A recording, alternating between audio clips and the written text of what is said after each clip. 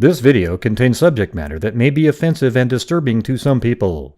If you are the type to require a warning throughout a video or show, let this message serve as your warning. This channel discusses the harsh reality of true crime. If this warning is not sufficient for you, consider a different genre and unsubscribe from my channel immediately.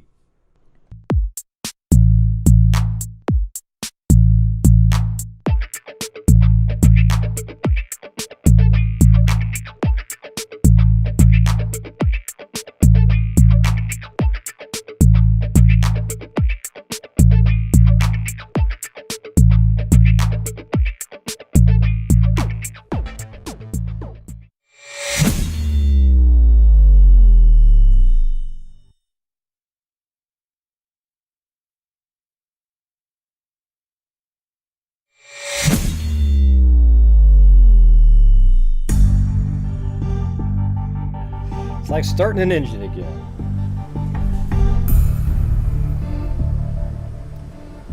Alright, well, got the air conditioning on over here. The Blazers got Scoot Henderson. They drafted the third pick. There wasn't a trade made right now. I hope there isn't a trade made. Hope they keep the pick and don't trade to make Damian Lillard happy. So greedy. Oh, he's giving his really? He made $500 million. Who gives a shit? Yeah, sorry about that. Regina Carter sounds crappy. Getting rear-ended. Let's see. Yeah. So I know it's kind of a late show. I'm going to try to maybe somehow hit the goal. I wanted to just sit down and enjoy the the draft for a little bit. I don't really ever get to do any stuff in the evenings that I like to do anymore. It's like when the Blazers play, it's usually about 7 o'clock at night, and I'm right in the middle of my show, and I just wanted to watch the draft. So hopefully that was okay.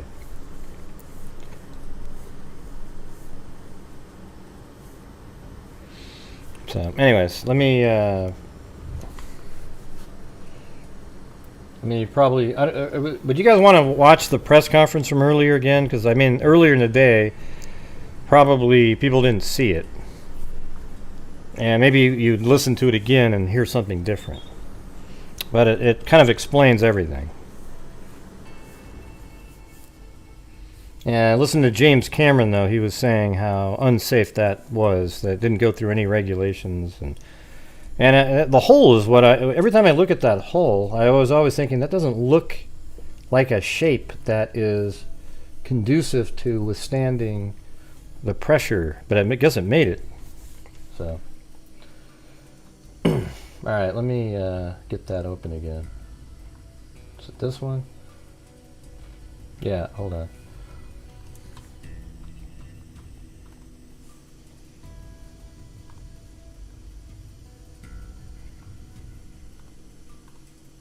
It starts further down. All right, hold on.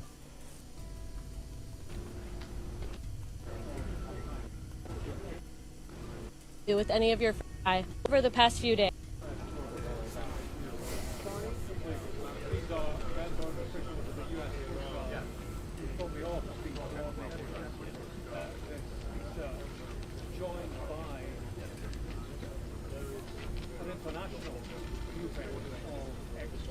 Let me turn off that music.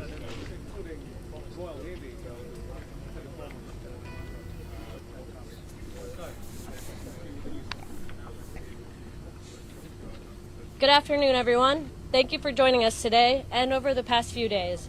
This afternoon, Rear Admiral John Mauger will be providing an update on the most recent findings from ROV operations in search of the Titan submersible. He will provide a brief statement and provide the opportunity for questions after. Please limit your questions to one per outlet. Following the briefing, the Joint Information Center staff and I will be here to help you with any of your further needs. May I now please introduce Rear Admiral John Mauger.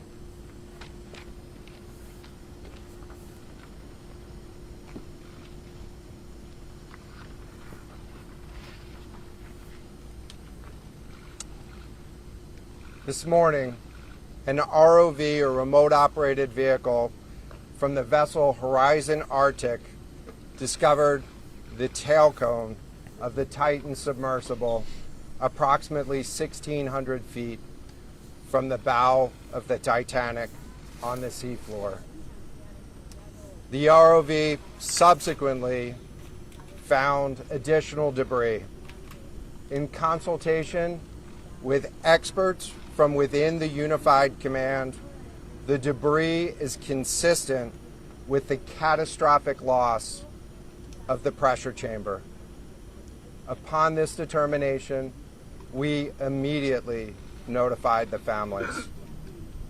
On behalf of the United States Coast Guard and the entire Unified Command, I offer my deepest condolences to the families. I can only imagine what this has been like for them, and I hope that this discovery provides some solace during this difficult time. Hey, thanks Caligal3 and Jessica Schubach. Additionally, we've been in close contact Very with the generous. Thank you, British guys. and French consuls general to ensure that they are fully apprised and that their concerns are being addressed. The outpouring of... What the hell? Whoa, what happened there? That was so weird, like this weird blinking was going on. Alright, let me go back, hold on. Starting things off with a wave, ocean wave, surfer. some soul.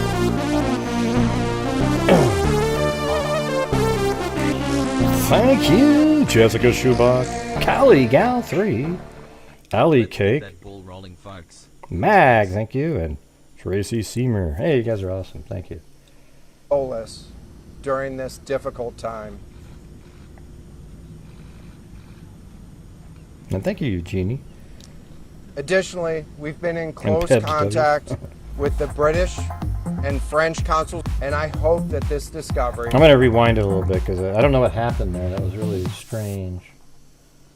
Let me try to do that again. Okay, got all the audio here. Well, thank you. Wow, Pebs W, where you been?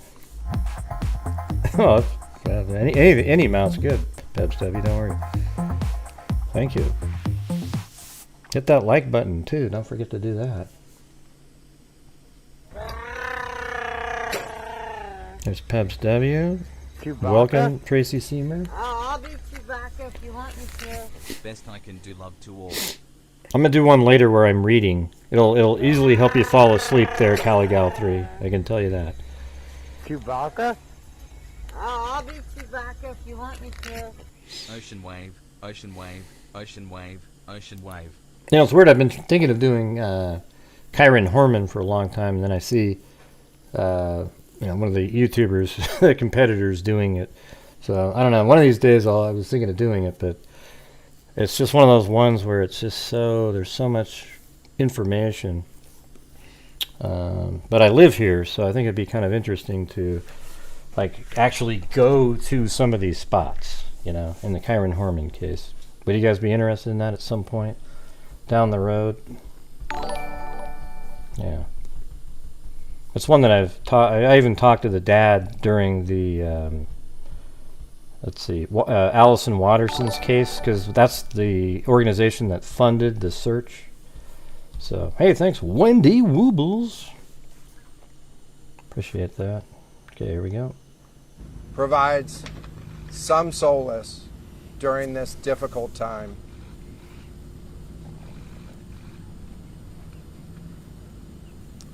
Additionally, we've been in close contact with the British and French consuls general to ensure that they are fully apprised and that their concerns are being addressed. The outpouring of support in this highly complex search operation has been robust and immensely appreciated. We are grateful for the rapid mobilization of experts. Oh, that's a different one. Hold on. Thank you, Tracy Seymour. And Traveling Grant Hughes on the Teresa. scene. I'm in. Experts Cool. on the undersea search and rescue, and we thank all of the agencies and personnel for their role in the response. We're also incredibly grateful for the full spectrum of international assistance that's been provided.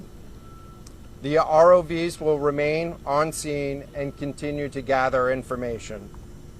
Again, our most heartfelt condolences go out to the loved ones of the crew. We'll now take questions. John, what other debris have you found? John, what other debris have you found? Can you talk about the delay in reporting the vessel missing and what impact that had on the recovery? What in the hell is going on here? Hold on one second. I know where it was at. I checked it. Is it ending there? Really weird. I know where it was though. It was like right at 20, right around here. Missing and what impact that had on the recovery? This was a incredibly complex case, and we're still working to develop the details for the timeline involved with this casualty and the response. And so we'll provide that information. James Matthews from Sky News. John, what other debris have you found? And have you found any trace of those who were on it? So this is an incredibly complex operating environment on the seafloor, over 2 miles beneath the surface. And so the remote operating vehicle has been searching, and it is highly capable. And we've been able to classify parts of the pressure chamber for the Titan submersible. Let me refer to one of my undersea experts here, Mr. Paul Hankin, to talk about the nature of some of the debris. Yeah, before we get to that, Ada sent me something earlier today. It was kind of interesting. I don't know who Burton Staggs is, but maybe it's somebody. Sounded legit. Said, I hope to God this is accurate. If so, those souls lost felt nothing. Catastrophic implosion of a submersible explained. When a submarine hull collapses, it moves inward at about 1,500 miles an hour. That's 2,200 feet per second. The time required for complete collapse is 20 over 2,200 or 1/1,000,000th of a second. A human brain responds instinctually to stimulus at about 25 milliseconds. Human rational response. So it was just a blink of an eye, almost like when you get propofol. You know, you're just out, you're just done. So the air inside a sub has a fairly high concentration of hydrocarbon vapors. When the hull collapses, it behaves like a very large piston on a very large diesel engine. The air auto-ignites and an explosion follows the initial rapid implosion. Large globs of fat, I mean that's kind of gross, that would be humans, incinerate and are turned to ash and dust quicker than you can blink your eye. So it says, info Dave Corley, former nuke sub officer. So, I mean, that's, good news. It's disturbing, but it's like, at least there wasn't a prolonged suffering.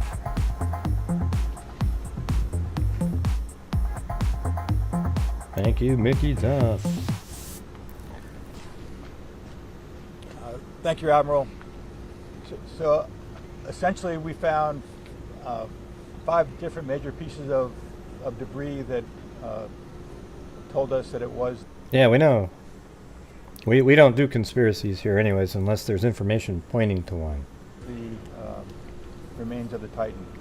The initial thing we found was the nose cone, which was outside of the pressure hull. We then found a large debris field. Within that large debris field, He said nose cone. we found the front end bell of the pressure hull. that was the first indication that there was a catastrophic event. Shortly thereafter, we found a second smaller debris field. Within that debris field, we found the other end of the pressure hull, the aft end bell, which was basically comprised of the totality of that pressure vessel.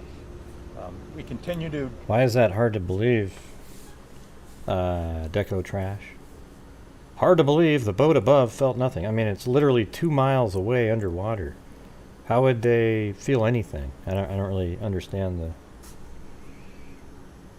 Map the debris field, and as the Admiral said, we will do the best we can to fully map out what's down there. It's a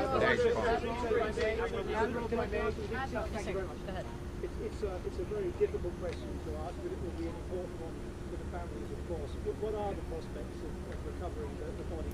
What are the prospects of recovering the bodies? So the questions was related. I'm restating the question from the standpoint of sometimes it's hard to hear the question here.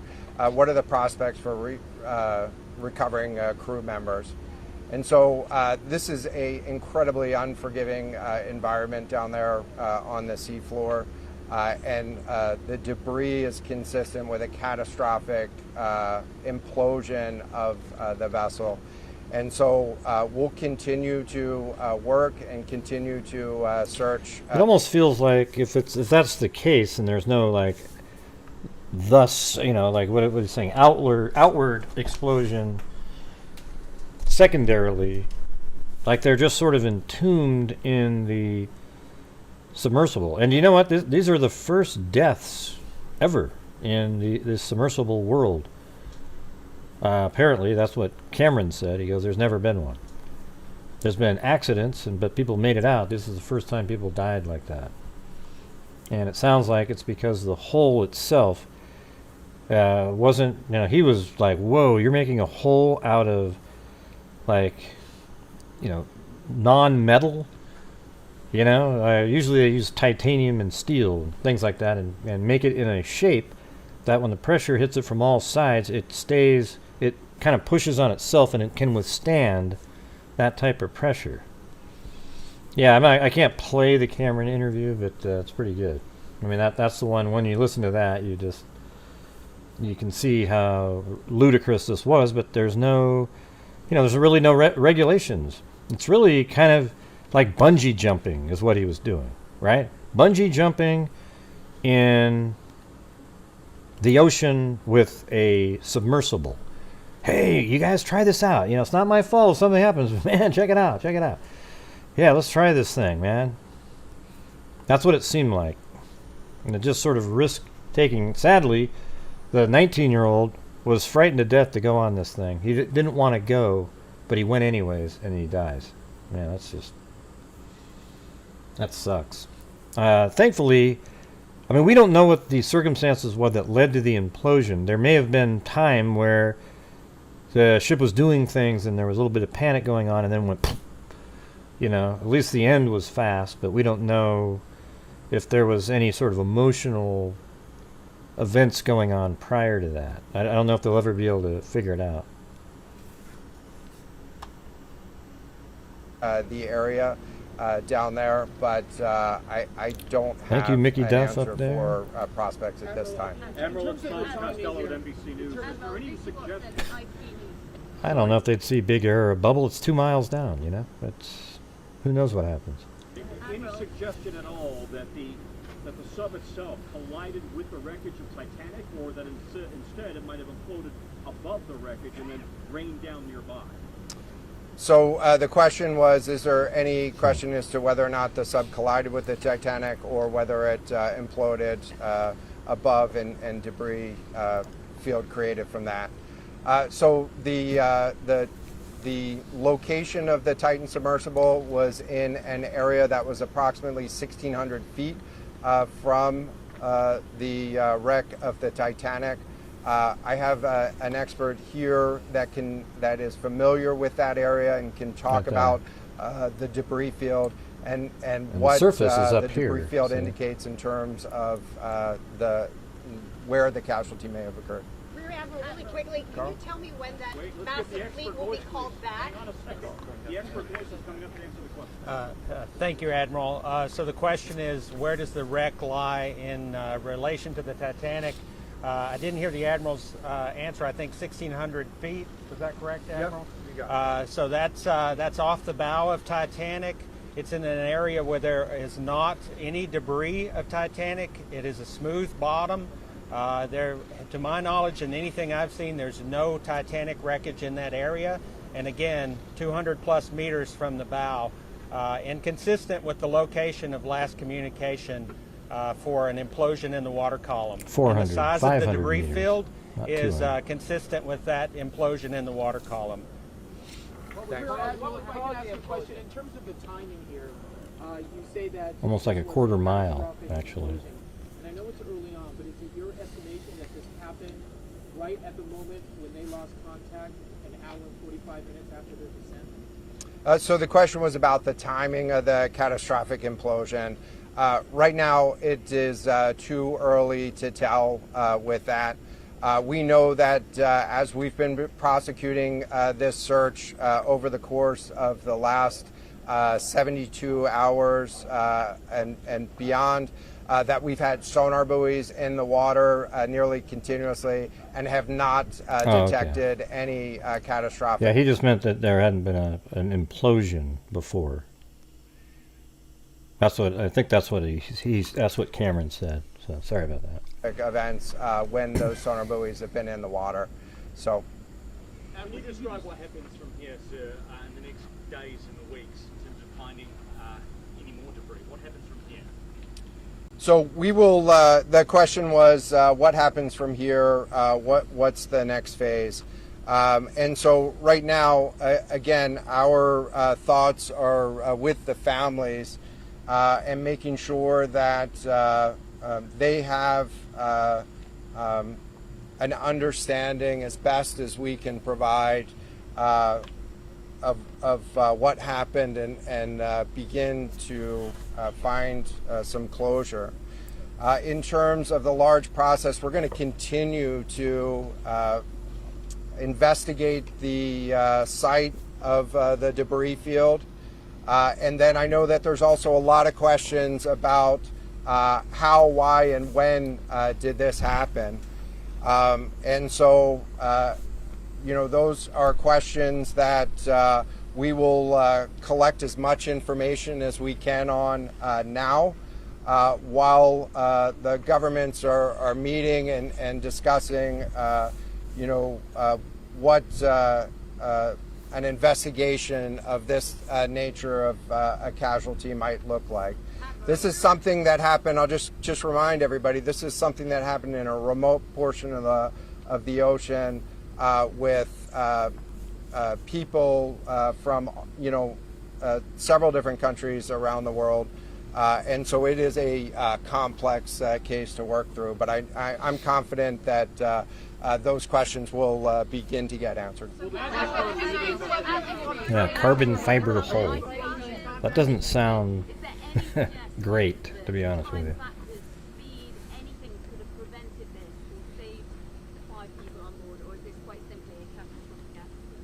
The question was there any suggestion that time factors may have played a role or a consideration? Submersibles have been down there many casualty here. times too. And so the Titanic. debris field is consistent with a catastrophic implosion of the vessel.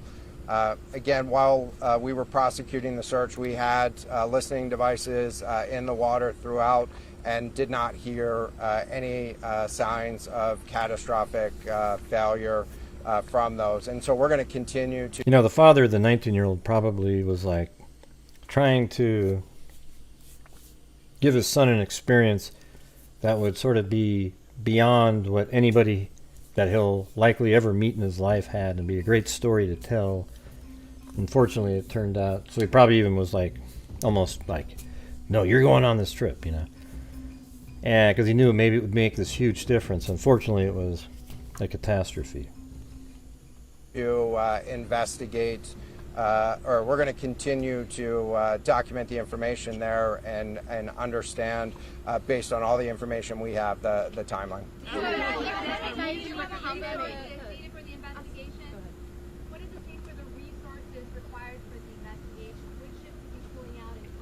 How do you hear the implosion? There's no audio down there, so I don't believe that.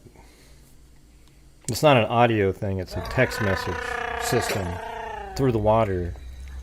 Chewbacca? I'll be Chewbacca if you want. Unless they have their own little Since I'm microphone feeling in the cranky, water.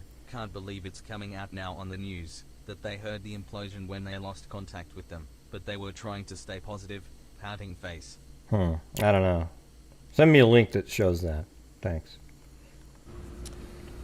So the question was, what are the resources required for the investigation, and which ships will be pulling out and staying in? And so, Okay, so you're saying the mothership actually has a listening device in the water as well as communication, and they heard it?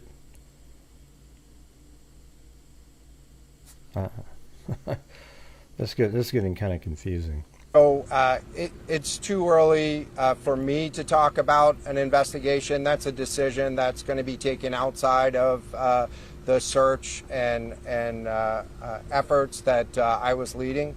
But we do have a number of vessels. We have 9 vessels on the scene right now. We had medical personnel on scene. We had other technicians on scene. And so we will begin to demobilize personnel and vessels from the scene over the course of the next 24 hours. But we're going to continue remote operations on the sea floor, and I don't have a timeline for when we would intend to stop remote operations on the sea floor at this point. That's what I said earlier today. Great Dane mom. The kid didn't, but yeah, the question was essentially about, do you think that there should be changes in safety ratings or inspection for these standards? I know that there's a lot of questions about why, how, when this happened, and here's what I think. This is what I think right here. I think you can do whatever the hell you want to do, but as soon as you start charging and making a business out of taking people down, then you have to be regulated and tested and approved. But I don't mind if this idiot who built this thing wanted to go down all day long and go down there and even if you had a business partner with him or something, or like a scientist wants to go with him.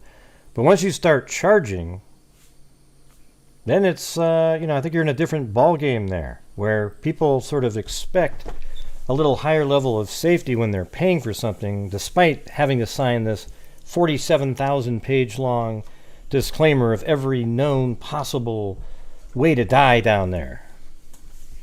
I mean, isn't that sort of like a red flag there, by the way, when you're about to plop down $250,000, where you read on every single line, every single sentence, a different way that you could go, and you're saying, yeah, here you go.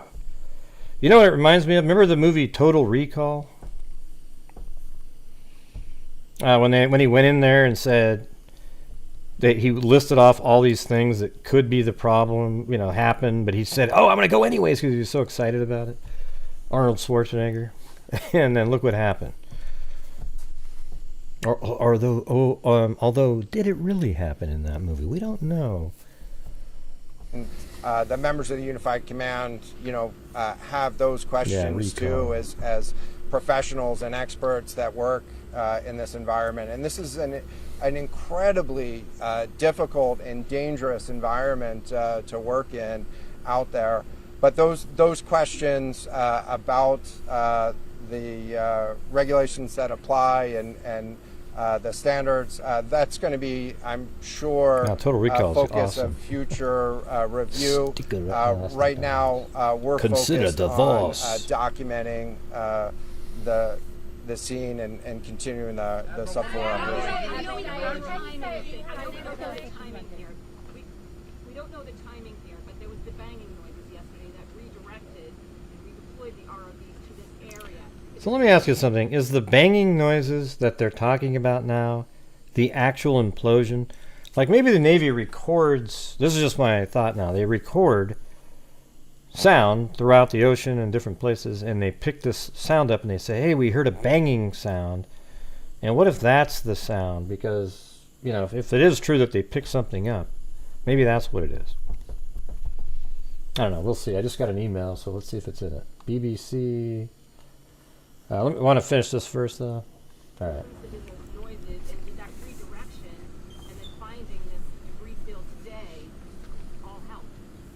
So thanks, throughout Slim74. the search efforts, we reacted to the information that we had available to us. And while we continue to send it off for deeper analysis. Again, really complex operating environment for us to work in.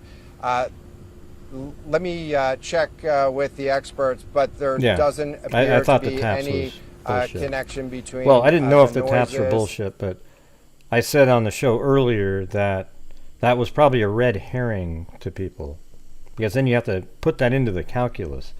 Remember that video with the bang, bang, bang, you know, the audio somebody put out there? What a joke those people are. And the location on the seafloor. Again, this was a... And what do you mean the Navy pinged the implosion? I don't think it works like that. I think they heard it. Catastrophic listening device. implosion of the vessel, which would have generated a significant broadband sound down there that the sonar buoys would have picked up. This will be the last question. Yeah, you're getting too close to what we didn't want you to talk about. The family that dropped into the ocean today, it arrived early this morning. It seems that swiftly was able to find the debris field. If you talk about the speed of that, and also were all of the assets involved. Yeah, we'll get to hear it all. I'll do an update when we get the full write-up on what actually happened. We might not never know because there's no... This was a... Put a 1 if you think that that the Titan submersible had a black box on it that recorded everything that happened. Yeah, right. It was probably a Rubik's Cube that they put a few little wires inside of it to make it look like it was something. Yeah, incredibly complex operation. And we were able to mobilize an immense amount of gear to the site in just a really remarkable amount of time, given the fact that we started without any sort of vessel response plan for this or any sort of pre-stage resources.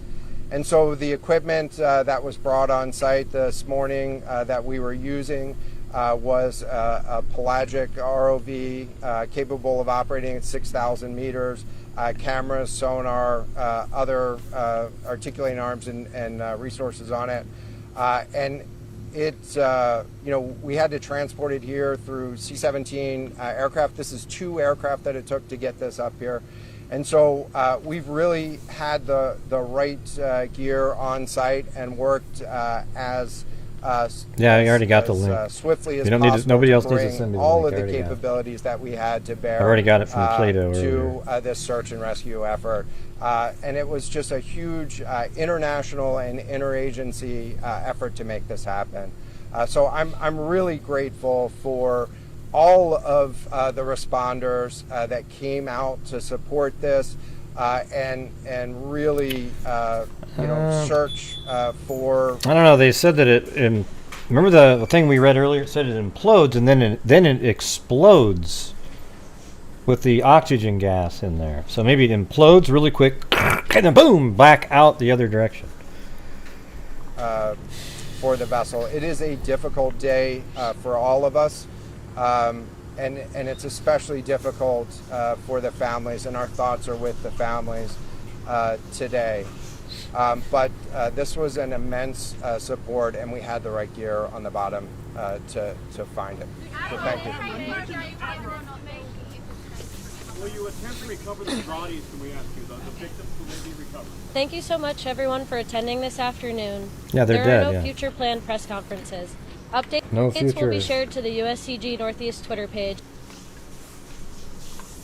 This is the Maybe I'll check out the one KK sent too, but this is the one that Plato sent. Titanic sub search. U.S. Navy detected implosion sounds after sub lost contact. Wow. So how long after that? The U.S. Navy detected sounds consistent with an implosion shortly after Ocean Gate's Titan submersible lost contact, a Navy official has said. Yeah, you can have a flash of fire underwater, at a certain point, and then it just immediately gets extinguished.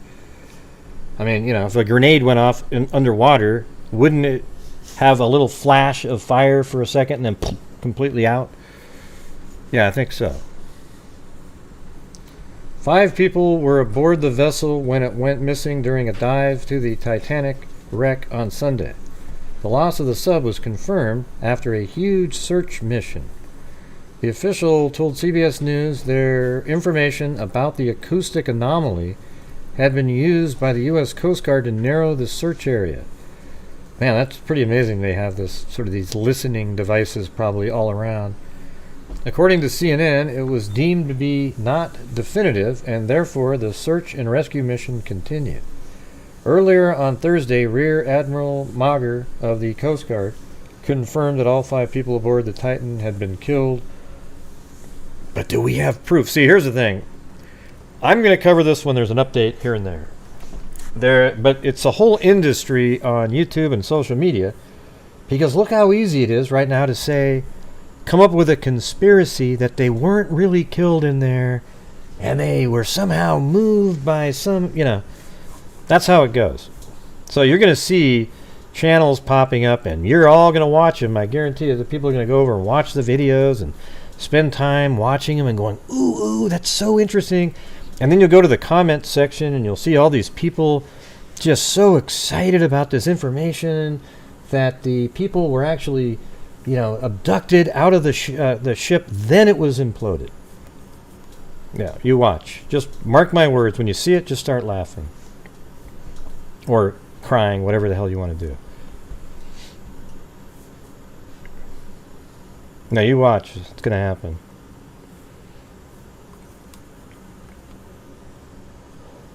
Okay, the official told CBS News their information about the acoustic anomaly had been used. Okay, that's good.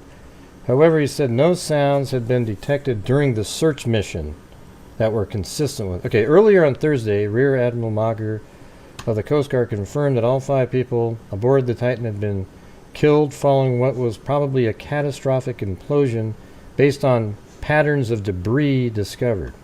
However, he said no sounds had been detected during the search mission that were consistent with this. So while searching for them, they didn't hear these sounds.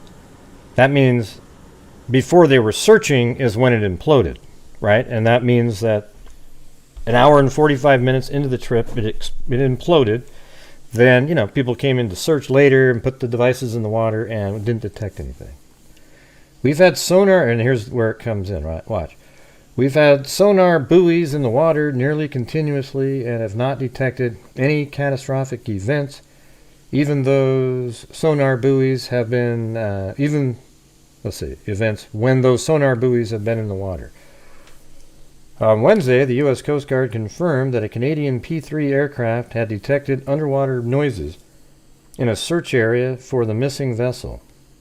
This brought new hope that the Titan's crew might be found alive and caused the Coast Guard to relocate operations.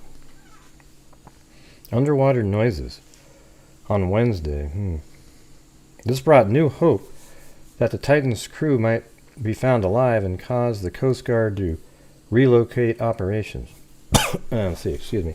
According to CBS, those noises are now thought to have been coming from other ships in the area. Well, there you go. Paul Hankin, an undersea expert, said the first indication that the sub might have imploded came. Think how irresponsible these people are that put out the stuff about SOS signals, all that garbage. It's sick, Paul Hankin, an undersea expert, said the first indication that the sub might have imploded came after a large debris field was found on Thursday.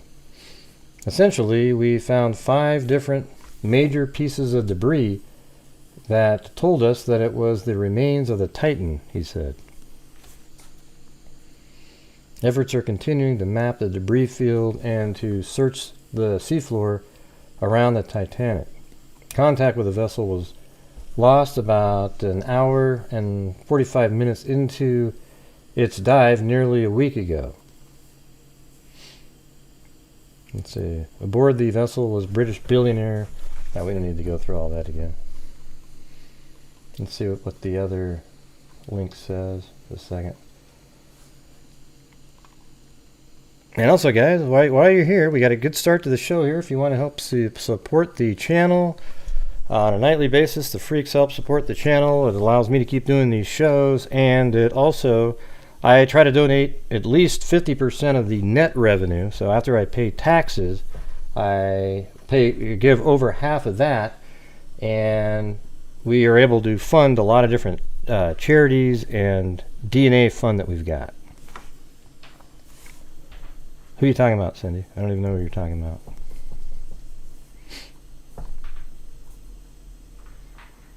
Huh? Who are you talking about?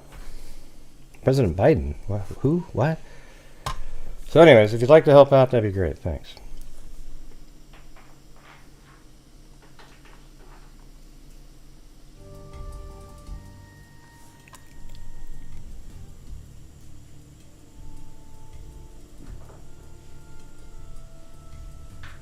Oh, Brandon, the Biden thing. I don't see him. Maybe I gotta put it on live chat. Thank you, Sandy Shirley. Well, thanks. She said, Gray, I passed the clickbait. I knew you don't play games. Thanks. Yeah, I don't even see that person in here, unfortunately. Oh, there it is.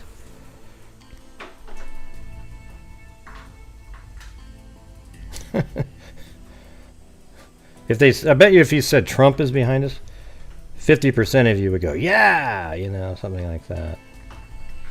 But see you later, Brandon. Have a good one.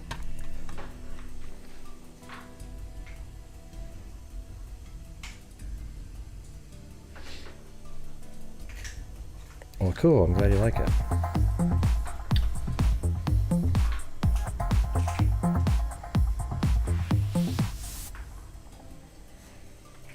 I passed the clickbait. I knew you don't play games. Thanks. Okay, this is the other one. Oh, I don't have a Wall Street Journal subscription, so no. Can't play that one. And what's this one? I can't play YouTube videos. So don't ever send me like links to YouTube or anything like that, because I'm not going to be playing them.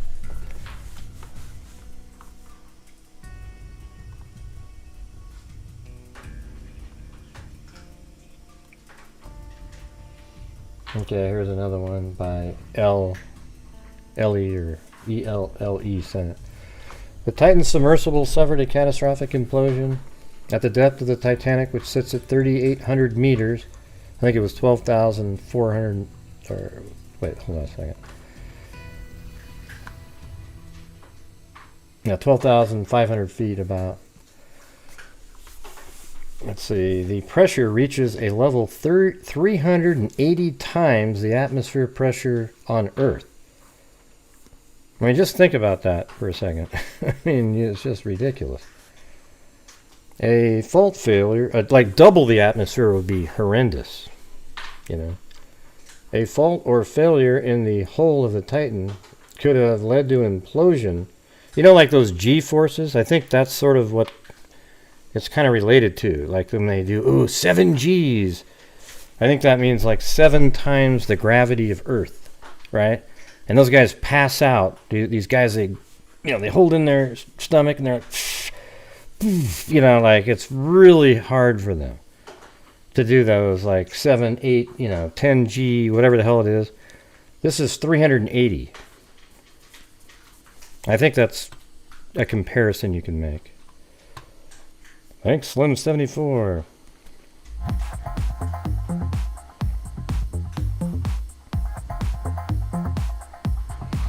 I doubt it. Keisha, I was going to go on to something else. There's a good Navy submarine training video showing a tanker car implosion. If you can really? find it. Well, if you want to send it to me, and it's not a YouTube video, I'll play it. Or maybe it's YouTube, I'll just play that one portion where it's imploding. So why don't you send it to me, Slim74, to my email, and I'll just play the portion where it's imploding. Or maybe there's just some easy, hold on a second.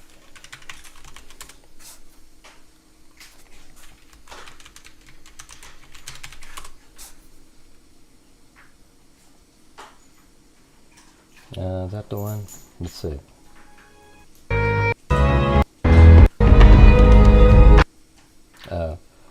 That's just like parts breaking off and stuff. I don't know if that's the one. But I'm not going to play that one, especially when it has the music on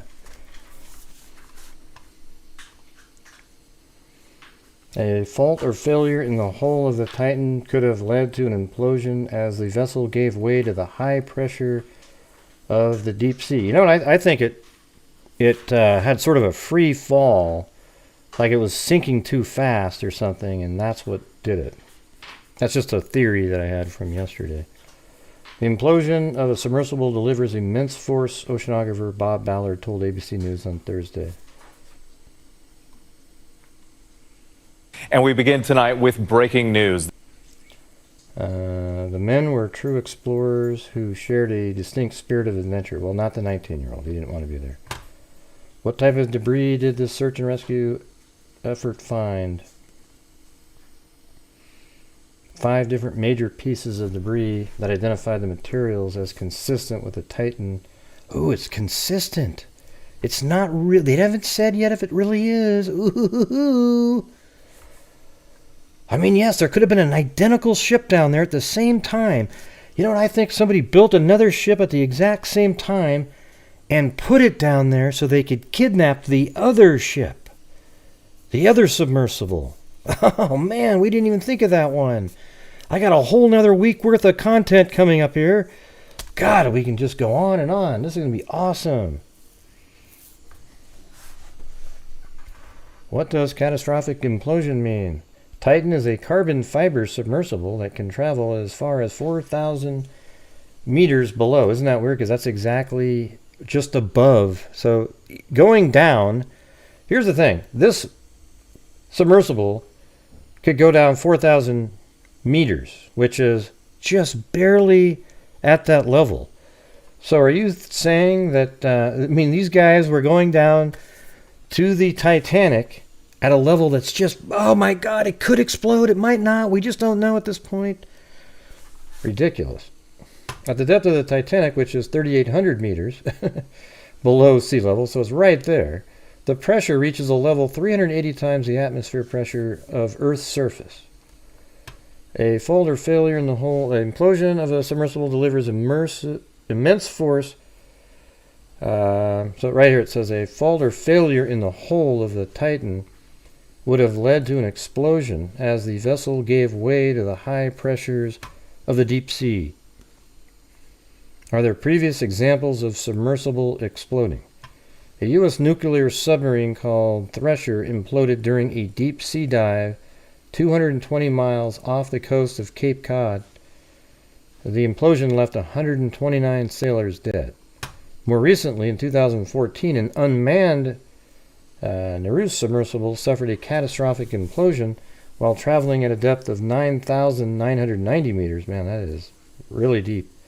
That's like 34,000 feet or something. I don't know. Probably like 32, I bet. While traveling at a depth of 9,900 meters in the Kermadec Trench northeast of New Zealand. The Woods Hole Oceanographic Institution said soon afterward in a statement. At the time of the implosion, Nereus faced pressure of an estimated 6,000 pounds per square inch. That is just insane. The team of researchers tracking Nereus found spotted pieces of debris floating on the sea surface that were later identified as part of the submersible. Researchers lost contact with Nereus 7 hours into a 9-hour mission. So, anyways, there you go, everybody. I don't really have any more to offer. It's just absolutely tragic. Sounds like they went quickly, which is good. You know, so. Yeah, here's the thing, everybody. It doesn't matter what anybody reported or when somebody reported or anything like that at all. Just narrow it down to the basics. This was a experimental deep sea diving submersible that cut corners, was using an inferior hull.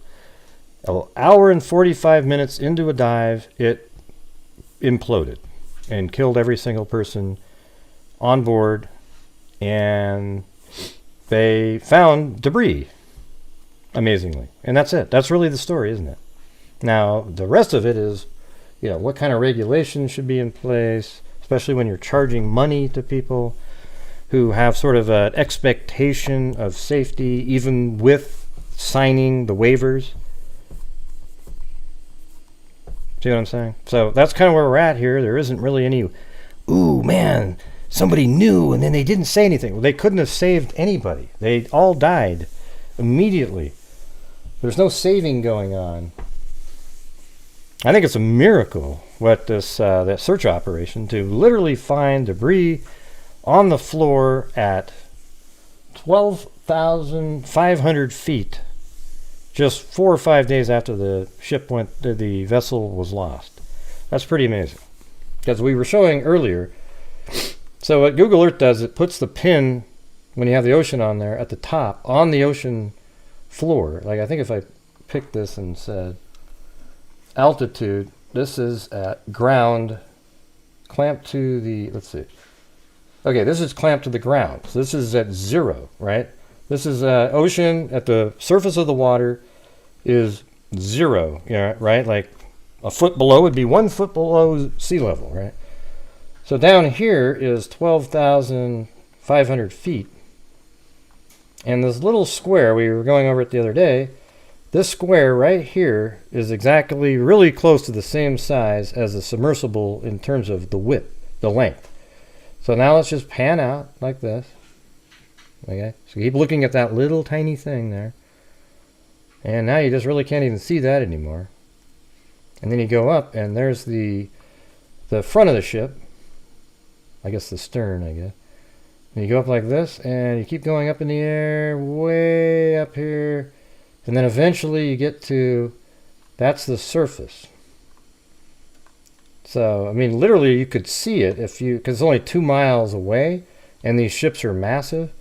But look how crazy that is, though. And so somehow, in all of that ocean, they were able to find this little tiny dot. And then eventually the debris was found right in this area, 1,600 feet from the bow of the ship right there. Hey, did you see any other channels doing this stuff? I'm just curious.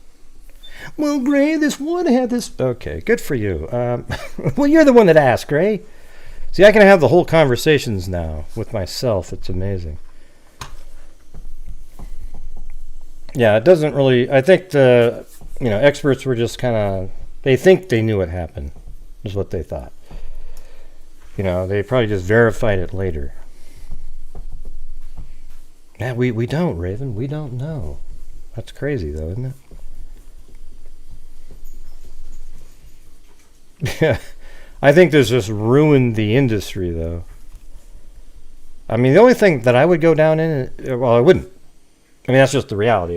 You couldn't pay me money, even if they said it was the safest damn thing in the world. I hate flying, for example.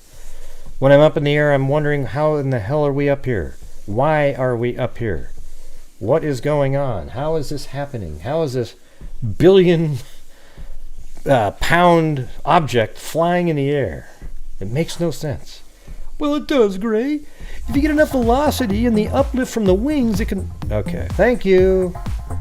It's just rhetorical speech, everybody.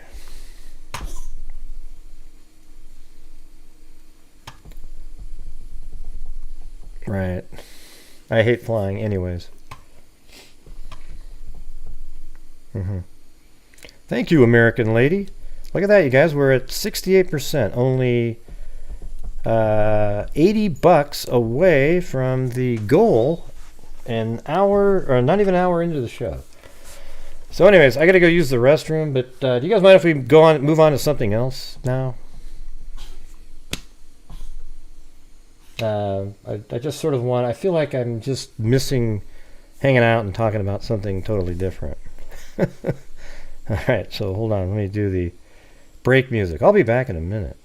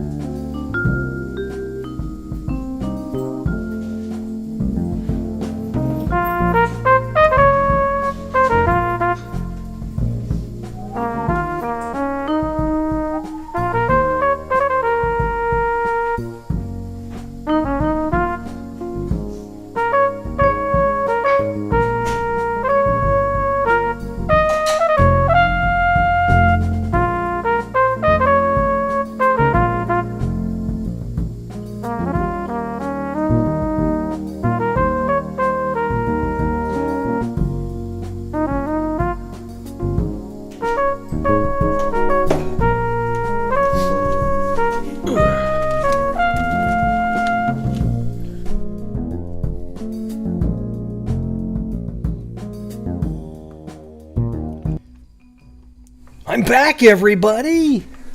Hey! I'm back, man!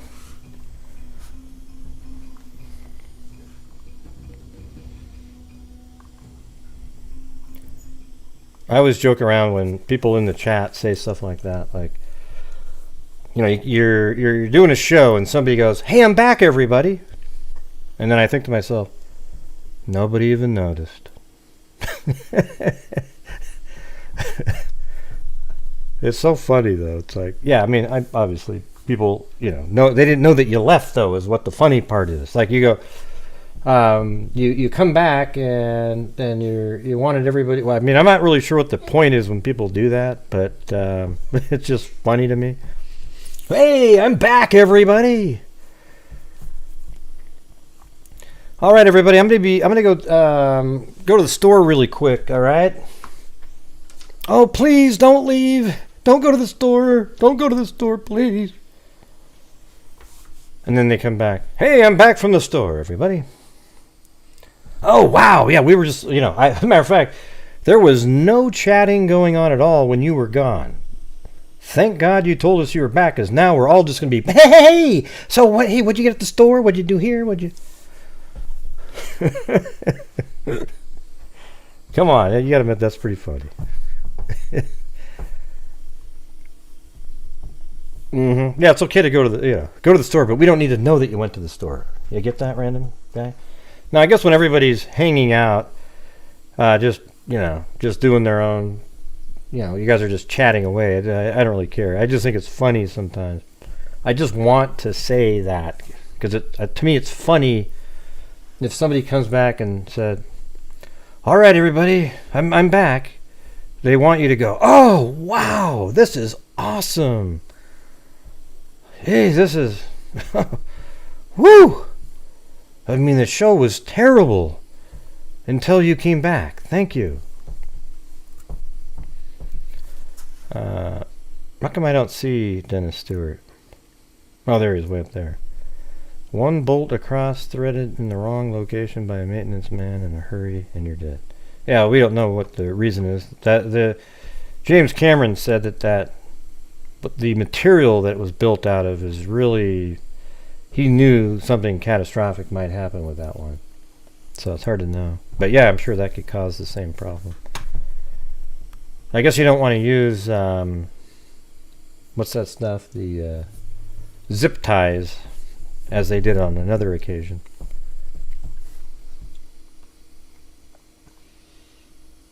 Yeah, and don't worry. I don't mind when people say, hey, I'm back or something. I just think it's hilarious. I don't think so. Yeah, Danielle, sorry. Let's see. Mr. Mike commercial.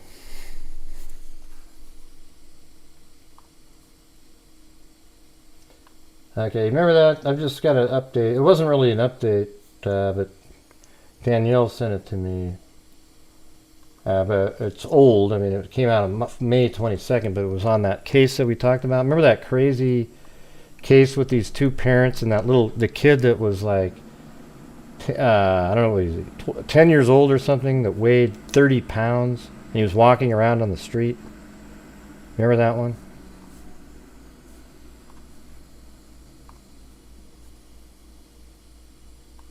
The Schindleys.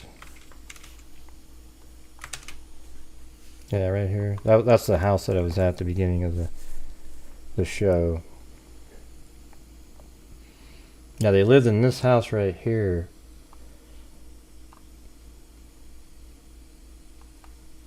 It seemed like we had a document on that, but I couldn't find it. So it says, they were abusive to me physically and mentally. Brother of the starving 10-year-old Georgia boy ran away from the home at 17 years old and never returned, as he tells how parents beat him, washed his mouth out with soap, and called him a waste of space. The older brother of a starving Georgia boy who weighed 36 pounds when he fled his home to beg for food has laid bare his own hellish upbringing at the hands of accused parents Tyler and Krista Schindley. Man, these parents should be treated exactly the same way. You know, I think they should. Well, I don't even know. I think they should make it a little bit worse. You know, maybe, you know, have wounds with salt in it and stuff like that, and just like don't feed him food. It was just so gross, this story. I can't remember. We've had so many of these lately, though. There was another one too, but this one was the most recent one, I think. Authorities have charged the pair with attempted malice murder and neglect for allowing their adopted son's weight to plummet to less than that of a typical 4-year-old. They appeared briefly in Spalding County Court Tuesday, dressed in their prison uniforms but without a lawyer. Their bond hearing was postponed until June 12th. This child was simply put being starved to death, and it's tragic. Griffin District Attorney Mary Broder told a press conference last week. Yeah, we watched the press conference on here. DailyMail.com can now reveal that Tyler, 46, and Krista, 47, had been prolific foster parents over the past decade, taking in 8 different kids, adopting 5 of them, while raising 3 biologic sons. They probably got paid money to have obviously with the foster kids. So there they are now. And look at them before. Jeez, what a joke. What's this say here? Let's listen. Sleep more deeply. The Purple mattress keeps you cool, relieves pressure, and instantly adapts. Yeah. Good. I don't think there's any audio of it. Here they are in court there.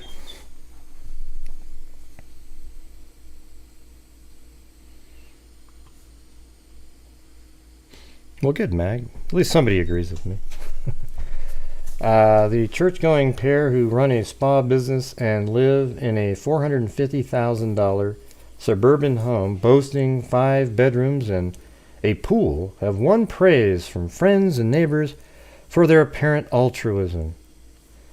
But behind their clean-cut facade, the couple have beaten and tormented. This is just like the Hart family. They thought they looked so cool, adopting all these kids. They were just so new age, just so amazing. And they were just barbarians. But behind their clean-cut facade, the couple have beaten and tormented several members of their sprawling brood, according to one of Tyler's biological sons, who says he fled their home at age 17 and never returned. They were abusive to me physically and mentally. It was getting worse and worse every day, and I couldn't take it anymore. I had to run away, the sibling told Daily Mail. I couldn't leave my room. They would beat me very badly. They would tell me terrible stuff like, "You're a waste of space," a disappointment. Well, disappointment isn't. You shouldn't even be alive. That's horrible. My dad would try to convince me I wasn't his son. There were times that I tried asking for help, but they would say bad things about me, tell people I was a problem child. Oh, he's just spouting off lies again. So nobody ever believed me. The sibling says his ordeal stems back to 2012 when Tyler split from the boy's biological home and married Krista. Then a year later, relocating the family from Sandusky, Ohio to a smart four-bed home in Jackson, Georgia. Their family unit initially comprised 2 sons from Tyler's first marriage, one of whom suffers from autism, as well as a son from Krista's previous relationship. After temporarily fostering 3 more children, Krista and Tyler adopted 5 biological siblings, twin boys and twin girls, all aged around 4, and their 6-year-old brother, who is the youngster. They are now criminally charged with neglecting. By then, Tyler's eldest son says he was already accustomed to his dad and stepmom meting out barbaric punishments that included locking him in his room without food for several days at a time. On other occasions, he was forced to pick up rocks for hours or run boot camp style laps of their Swiss neighborhood in the morning rain. Hey, thanks, Eugenie, and nope, I got nothing. We kind of froze on the goal there. We had some good momentum going, and it just went. Not sure how that happens. When I was young, they would put dish soap in our mouths and make us leave it sitting in there. We couldn't spit it out. As we got older, they realized that didn't work, so they decided to turn up the abuse by hitting us. The worst I've ever had was a baseball bat. They would hit me in the sides of my back, anywhere that could be covered up with clothing. It became normality for me because it happened every day, even multiple times a day. I would come home from school wondering, what are they going to put on me today? How hard they're going to hit me? The brother said that he was frequently left alone to care for the younger children, an unpaid nanny, while strict vegans. Tyler and Krista worked long hours and obsessed over their standing at Eagles Landing Baptist Church. But they wanted people at the church to think they were just so awesome. Hey, thanks, Amber Maiden. You're not really late. I saw you at the beginning, or somewhat at the beginning. He wasn't allowed a phone, bank account, or social media, and when he got part-time jobs at Dunkin' Donuts and Subway, he claims he was forced to hand over his earnings. My dad was very passive before Krista came along, but she was very narcissistic, very manipulating, and I think he was willing to do whatever she wanted. I think they enjoyed having power over us. Jeez, this is crazy. There were times when I asked them what I had done wrong, but they wouldn't answer me. Or they would say things like, "You breathed the wrong way," or "You looked at me the wrong way." I would think to myself, they adopted those 5 kids, but they only do this to me. What did I do wrong? I can't be that bad of a child.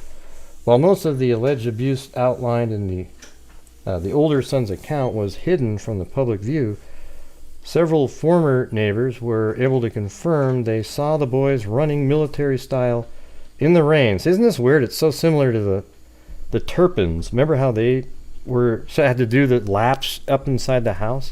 What's going on with that stuff? It's pretty weird.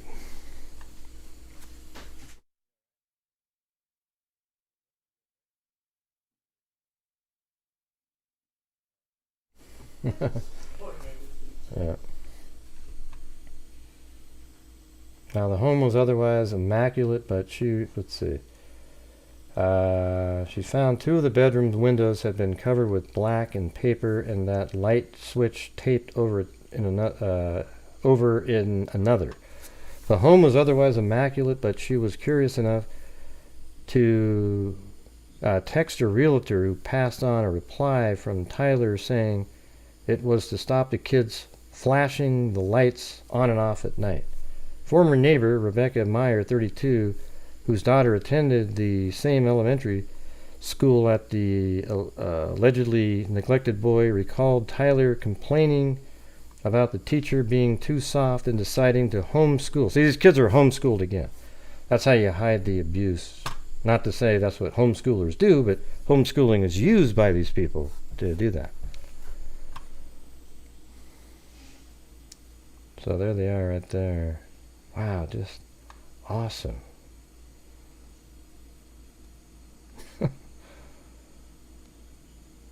Court documents revealed a boy who also suffering from untreated dental injuries and facial disfiguration. Neighbors were stunned to learn his true age, believing the child to be around 6 or 7 years old, but he was 10. Yeah, we went over that whole story at the beginning. I don't want to keep reading this. Man, it's just right there in that house right there. And this image right here is from this year in April. So that's probably their car and everything. You know, you look up there, is that the black window coverings they were talking about? I don't know. It's hard to say, but isn't that weird? In a neighborhood like this, there's just this kid being tortured in a house like that. 10 years old, 36 pounds. He was a skeleton. And then there's the case before that was horrible too. You remember that? There was a bunch of kids and they had sores all over their bodies and everything. It was just... Oh no, that was the other one where the kid was... what was it?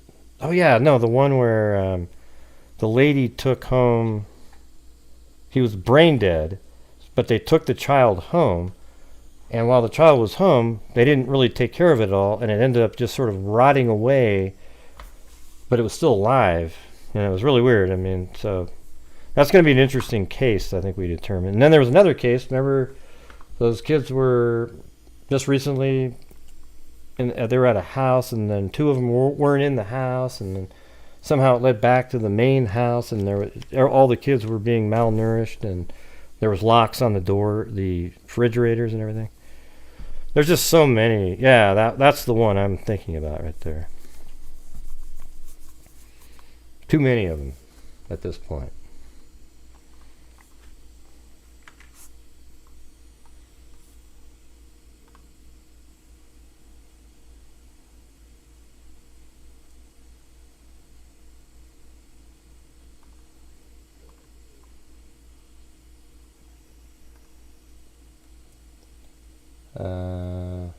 Let's see. You can do it on the surface. Okay, so I guess this is an example that Danielle just sent of an implosion, even though we already got off of that case. So I guess you can do it on land by inwardly. That's like I don't know how that would do it. I guess you create like a vacuum or something in there. That's pretty quick.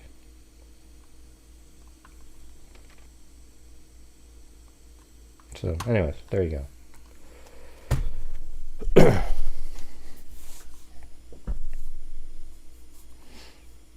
Let's see, what time is it? I don't know. I mean, I had this really long, let me just show you what it looks like.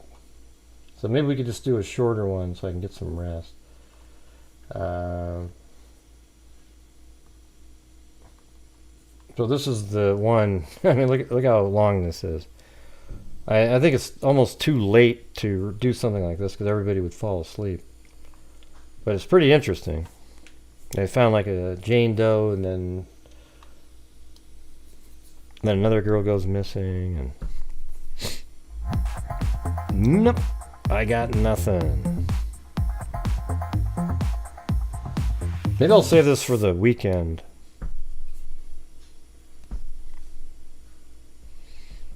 You know what I mean? Thank you. Nope, I got nothing. But tomorrow morning, we're going to load up the McStay. But this one's sort of interesting because inside the house, there's, on the table that they didn't even notice, just using photographs, there's blood spatter on the table in the kitchen area. I don't know if I have a short one.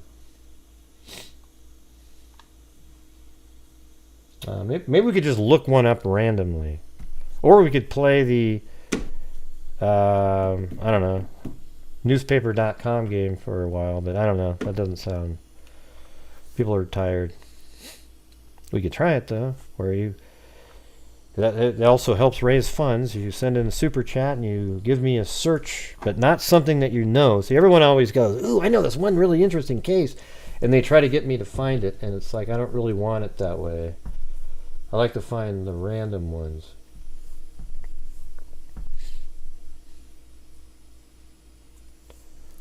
Let's see. We're not looking at anything, Maya. Yeah, we're just looking at a place where there was a kid that lived that was almost starved to death. But other than that, there's no, it's a house. Can you not see that? That's a map.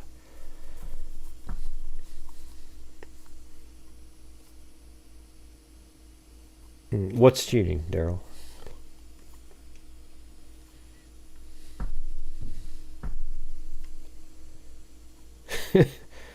Yeah, well, I think you guys are. It's just, well, you can see it's tired, right? I mean,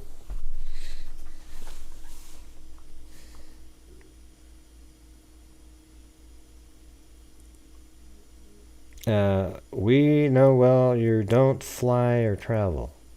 I don't know what that means. Yeah, that was like an hour ago, Karen. Don't be a Karen, Karen.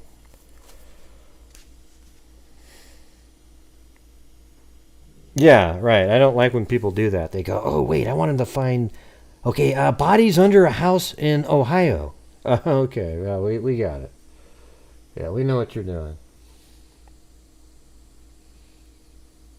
It was the Krista and Tyler Schindley case. We covered it a month ago or so.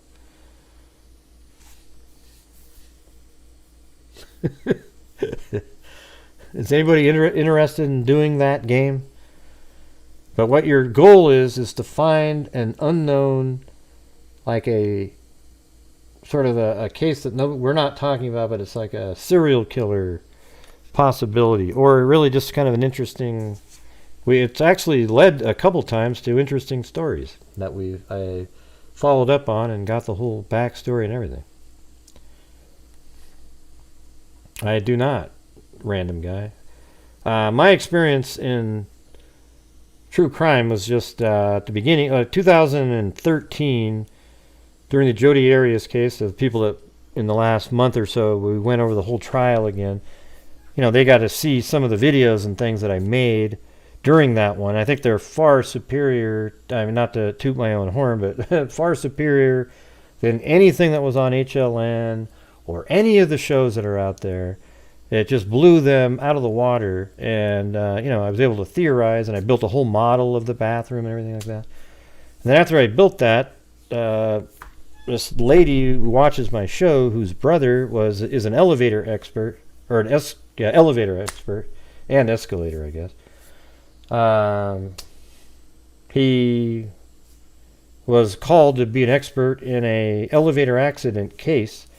So somehow he knew about me, and I made an animation that showed the whole event, and it was used in a trial in Brooklyn, New York. It was a assault charge, actually. It wasn't just negligent. I mean, this guy was so negligent that it rose. He got 2 years in prison, and it was my video that that they really liked. So I mean, that's kind of where it comes from. I just think, and you know, I've actually had. I mean, believe it or not, you know, I've had like this one guy that was well, he actually is the one that. Here we go. Let's show you. Let me show you. See right here, Jeffrey Safera, right there. He's put in $4,500 over the years for the DNA fund by himself. I think it was a like. Now I can't remember. Something like lieutenant of all the detectives or something like that. What am I looking at, Cindy? What am I looking at, Cindy? What do you mean you can't? What are you talking about? You can't see. I'm not playing the video. What are you talking about? You can't see? Well, put some glasses on. Turn the light on. I don't know what you're referring to.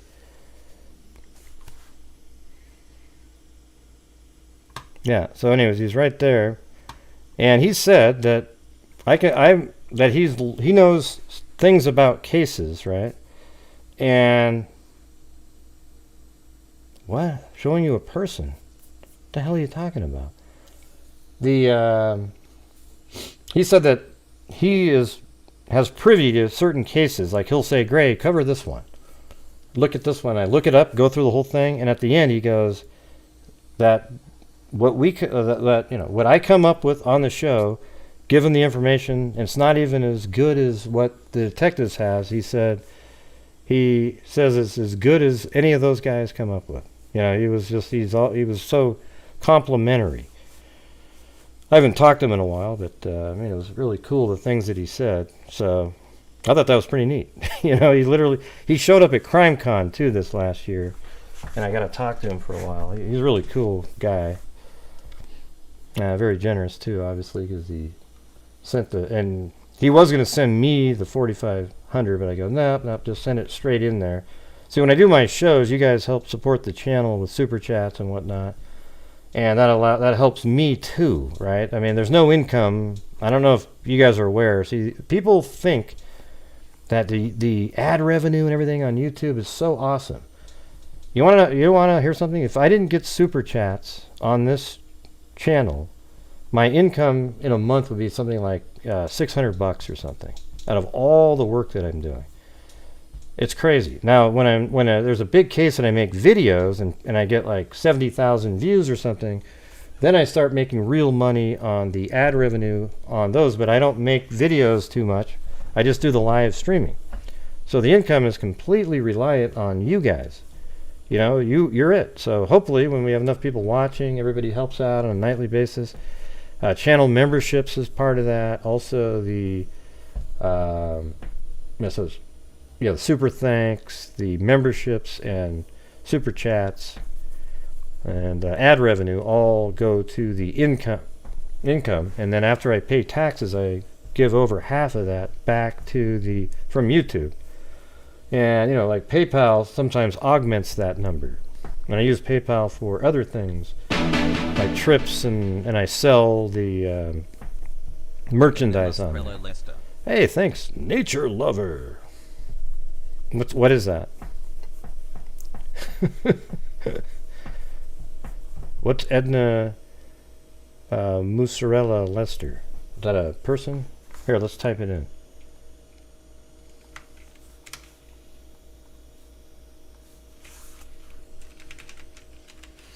Yeah, so there's a lot of people that never watch the show and they're just kind of here for the first time, but this is one of the few channels on YouTube that actually makes a difference.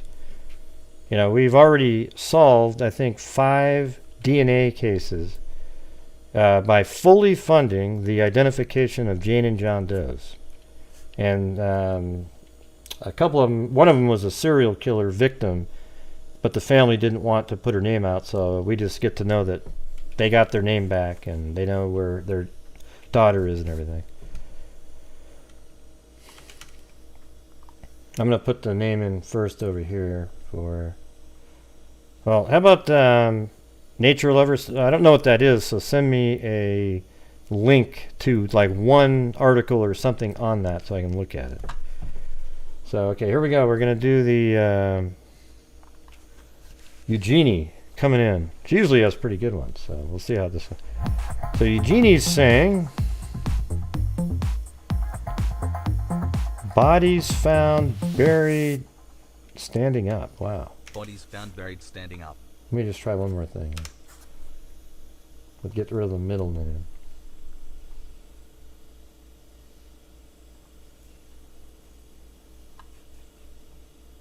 No, I don't see anything in there. Alright, here we go. And just anywhere. So here we go. Everything's just wide open on this one. Ooh. Is there one in there? Adult Malcolm X, okay, da-da-da. The death of Joe Scarrett, whose slashed body was found buried standing up. You actually had one. I can't believe it, Eugenie. How the hell did that have one in there?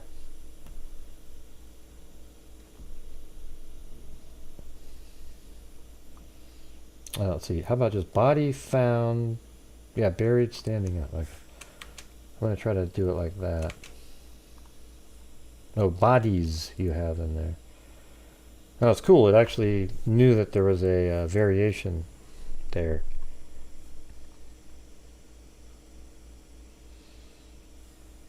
Let's see what one of these is. Oh, that's the same one. So that's the only one it came up with. You know, it's another redundant term, dead body, right? Yesterday, we stumbled upon 4 live bodies on the ground. Yeah, that never happens. Hey, they stand... Huh? I don't know what that means. Anybody else playing? And by the way, Nature Lover, send me a link or something on that. I couldn't find it in newspaper. Oh, you sent it? Okay. I mean, I might not do it tonight, but...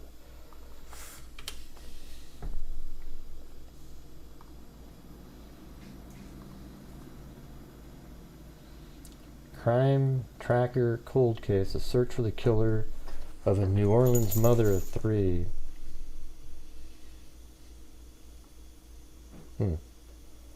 Let's see.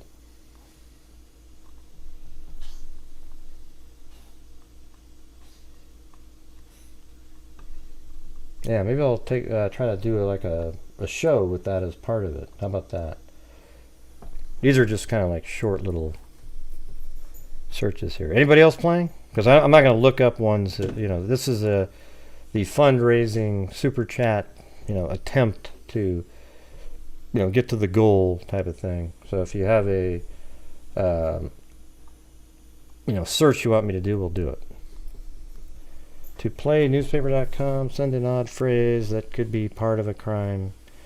Yeah, it doesn't have to be odd. I mean, the things that work the best are something like if you typed in, you know, like female body found in shallow grave or something, right? Or, yeah, like you could probably type in something like her body found in shallow grave. And then there's one right there, see? This is 1924, June 16th, Mrs. Jean Ray Cummings, whose body was found in a shallow grave on the Shawano Road near Wittenberg, and who is believed to have been slain, was a woman past 60 years of age, according to advices she received here from Grand Rapids. She is believed to have been married to George P. Cummings. What's her name? Mrs. Jean Ray Cummings. Here, I'm going to do it again over here. See what the result of this was. I bet it's the husband, right? Jean Ray Cummings. And this is June 1924. And there she is again. Let's go up here. So I already did 16th. How about 18 here?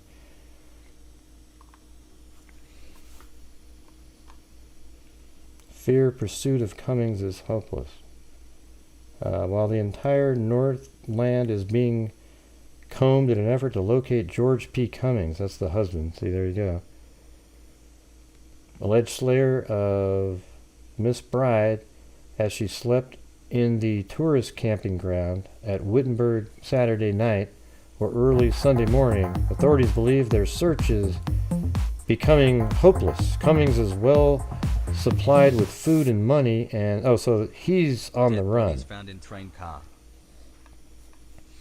So it sounds like, I don't know what, let me go move it forward really fast just to get see if there's an answer like over here. It seems like they're still following it here. And standing, Gene Boardman, no, that's probably not it. How about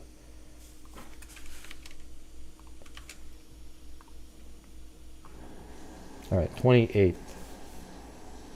Ooh, 27.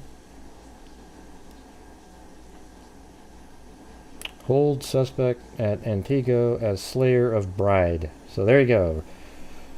She was killed by her husband. All right, let's do mags up here.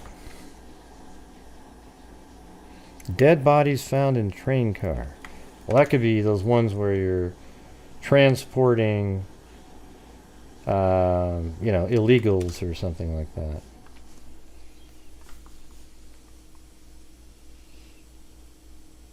Let's see. How about just bodies? Again, so I think that's found in train car.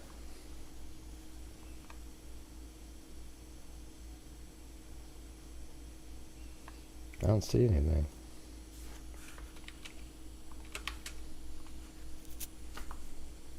Bodies found in train car. There's got to be a different way to say that.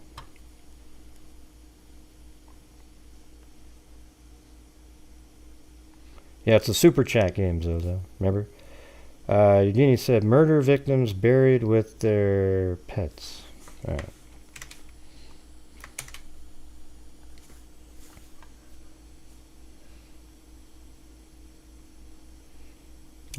Don't see that one. What's it? I'm trying to figure out dead bodies found in train car.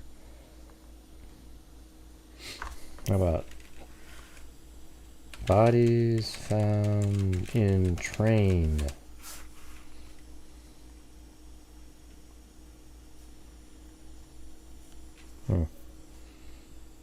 I figured there'd be one of those, right?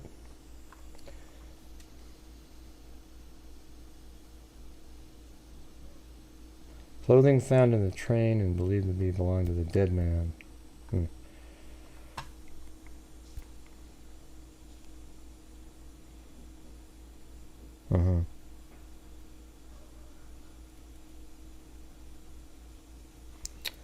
Yeah, that game already got derailed.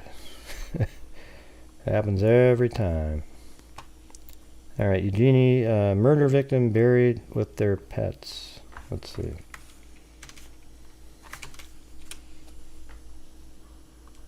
How about just body found with pet?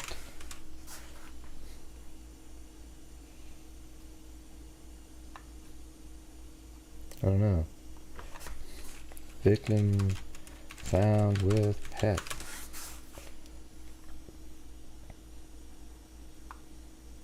I don't think that's in there. That one didn't have one, Eugenie. Head found on golf course. There's one that we can throw in there.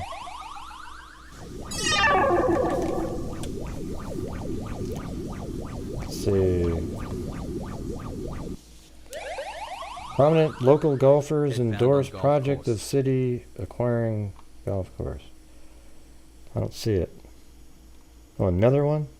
Oh, head on. Is that what you want me to put in there?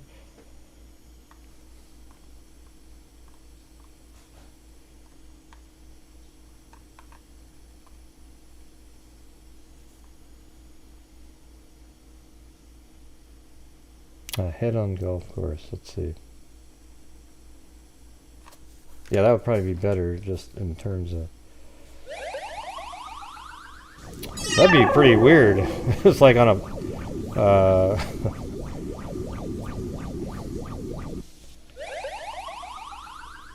Head on golf course. Let's see. How about this one? Severed head found on golf course.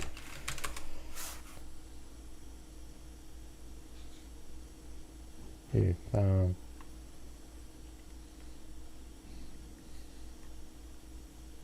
I don't know. I figured there'd be something like that in there. No. I mean, this is looking... Oh, wait. Jesus. No wonder. God, let me do this again. It had the date ranged to 1 day. One day. So hold on. We have to go back up to that one. Hold on. Let me try Eugenie's again really quick. Just I want to give it the chance it should have had. And then I'm also going to go up and do... Let's see if this showed up with anything. No. Nothing really in there still. How about body buried with pet? Nope. Okay, let me go try mags again. And then I'll go back down because I think I had it too... Oh, I just did it again. Jesus. Get rid of this thing. There we go. Ah. Okay, well here's one. It says, girl's body buried in pet cemetery. Widows vanishing baffle. This is 1958. An elderly, well-to-do woman disappeared. The remains of an infant girl were found buried in a pet cemetery. Those two events have posed baffling questions for Washington police. I think that's one I got a store right there. Hold on. That's a weird one. 230623. I'm going to put that in there. That's a crazy one. All right. And what's this one? Oh, it's probably the Egyptian tombs. Alright, so I have that one. So thank you, Eugenie. And then Mags said, we'll just put bodies found in train car. I see that date popped up there again. What's going on with that? Alright, body found in train car. There we go. So there was a whole bunch of them. Mag, you nailed it. A Kenosha man whose body was found in a train car in Fond du Lac has been identified as Jerry Kimball. How bad fisherman finds with body inside his catch. Cigarettes and empty bottles of alcohol were found near the frozen body, so probably just drunk and then froze to death like Kanika. And here's probably one of the ones I was talking about. Up to 11 badly decomposed bodies, possibly belonging to immigrants, who were being smuggled into the country were found in a Union Pacific rail car. This is on 2002.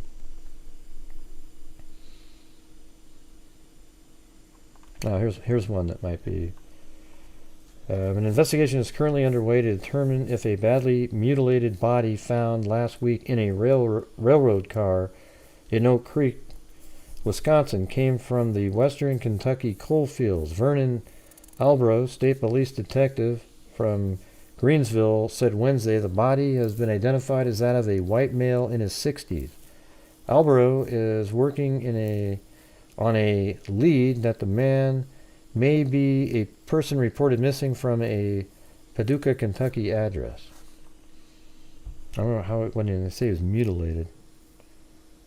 The teletype reported foul play. Albro is still considering it as an ingredient in the incident. He theorized that the body somehow went through a coal crusher. Ew. That's not good. Alright, and then Eugenie's one I did, and then the next one was head found on golf course, right? So now it might have one. I had it narrowed down to 1 day. So there you go.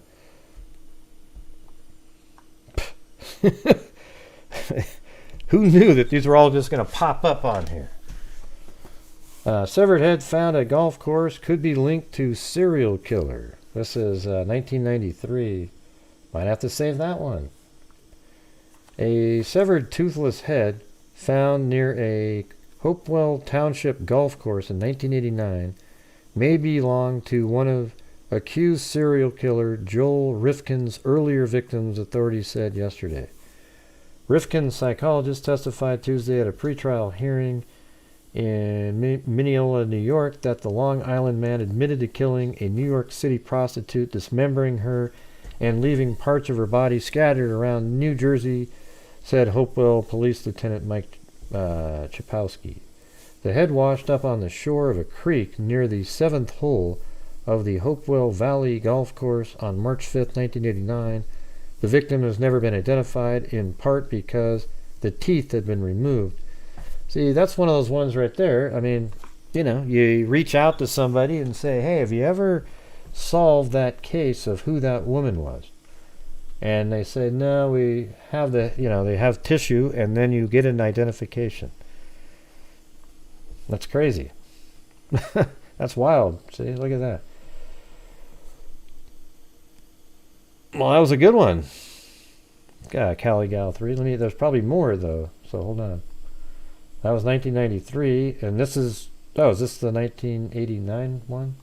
Head found on golf course was infected with AIDS virus. What the hell? Jesus. What? Yeah, that must be the same one.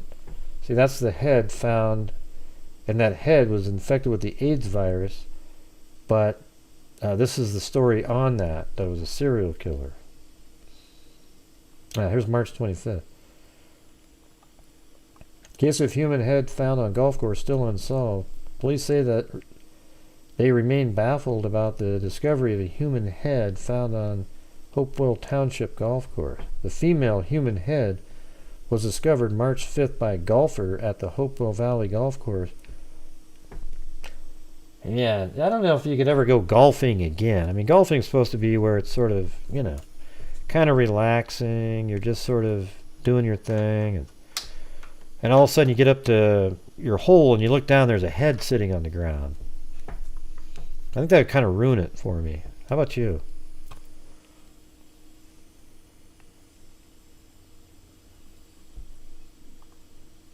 Any more here? Let's see. Let's do a different range, like 1950 to 1980. I mean, it's kind of weird that you can actually have a range because you had too many. It doesn't look like there's many more. Let's try 1981 to 1995. Okay. Yeah, is that the same one? No? Yeah, that's the one. Same one there. 1989. 93 is the same one. So I think all the rest of these are from the same case. Although, let's see what this one. This is 1995. Slayer confesses. Says head found on golf course was his victim. Jeez. Serial killer Joel Rifkin has confessed in a television interview to the slaying of a woman whose head was discovered at a township golf course in March 1989. Rifkin, 36, is already serving life sentences for the murders of 3 women, including one whose corpse was found in the back of his pickup truck when he was arrested in 1993. Police have stopped the truck because of a missing license plate. Oh, man. Pulls him over for a license plate and there's a body in there. Rifkin admitted to the killing of the dismembered victim during a lengthy interview with a reporter from a television tabloid news show. The Times of Trenton yesterday edition, the Times did not identify the TV show, and Chapowski could not be reached yesterday for further comment. The chief told the newspaper that New York City police have access to a videotape of the interview and will make it available. Rifkin Gardner, who confessed to the killing 17 women in all, most of them prostitutes, also pleaded guilty. And maybe that's why it had AIDS in it. Man, this is nuts. See all the crazy stuff that's out there that you never really sort of stumble upon unless you kind of do these random... Alright, so now I'm going to go back up to TTJO. Fisherman finds body inside his catch. How about this? I think this would be more likely. Something like body parts found in fish, but it's most likely you type in shark or something. But actually, yeah, like human body parts found in shark. Person feeding people at restaurants. Lab decides who's whom among the dead. Ew, jeez. Recent cases include human body parts found inside a tiger shark's belly, a body dismembered by a Ginsu steak knife, and the remains of an American missing in action in Vietnam. What? What's going on tonight, man? I was hoping some of these didn't really have answers. This is all the same article here. Well, there you go, TTJO. You had one. Person... Oh, okay. So, let's see.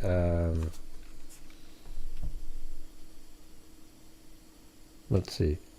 Yeah, what would be the way an article would read that? Human was fed to... It's like Soylent Green. Soylent Green is people. Right? You guys remember that, right? Hey, by the way, if you haven't seen Soylent Green with... I can't remember his name. Jeez. The most famous actor there ever was. Charlton Heston. I just remembered right there. If you haven't seen it, yeah, go check it out. Go... try to find it on Amazon or somewhere out there. Yeah, I figured it out.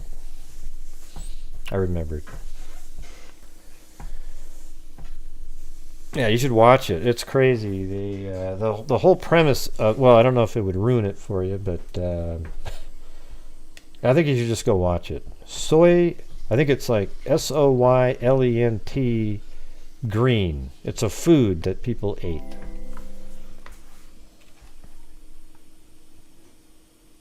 Human was served.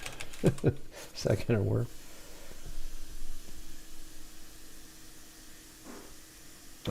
Let's see. Human meat. I mean, what do you put in there?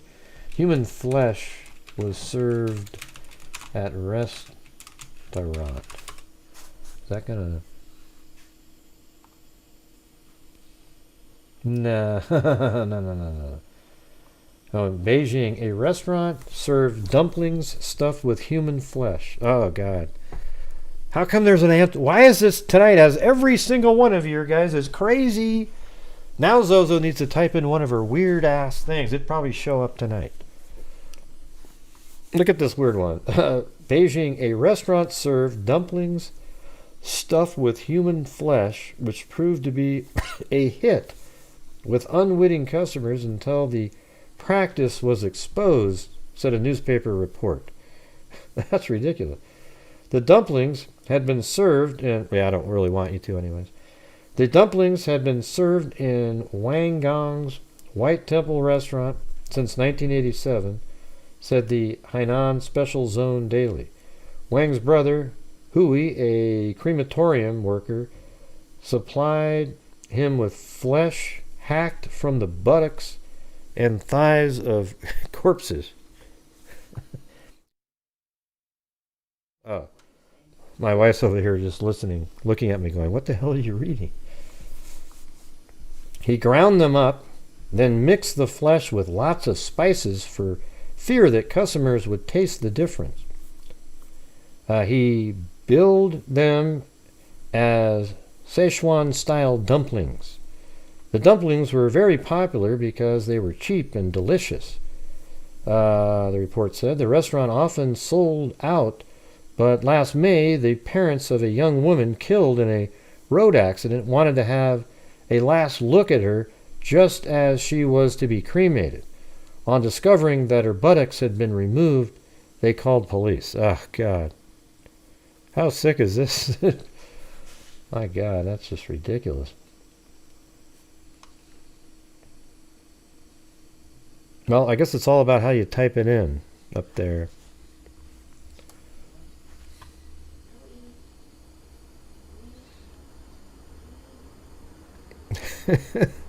You don't want to go eat your pizza? Yeah, this is ridiculous. So this girl dies, and she goes to the morgue to be cremated, but she's missing part of her butt. So that must mean that the morgue people, people there are probably in on it. Hey, we got some meat here, like, why are we wasting the meat? You can go ahead and grind it up and make dumplings out of it. Yeah, we just said that, Nora, like 5 minutes ago. Soylent Green, yeah. Yes, I didn't allow my kids to eat the body. It was about 2 weeks. Not sure what that means, but...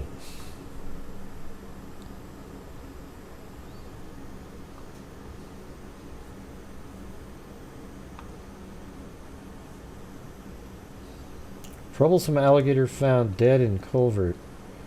No formal services planned, and the body, let's see. Wally age unknown.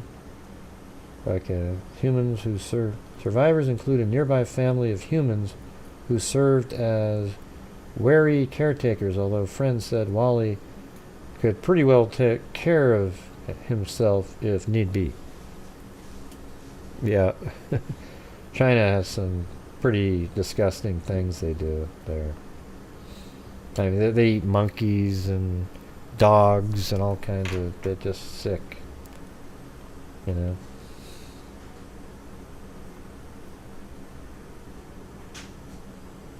at that, a 70 million year old ammonite shell. Like something from the ocean. Only in China.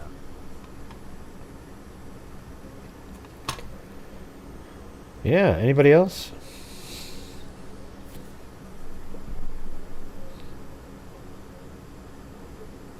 Yeah, let's go up and find the crazy ones.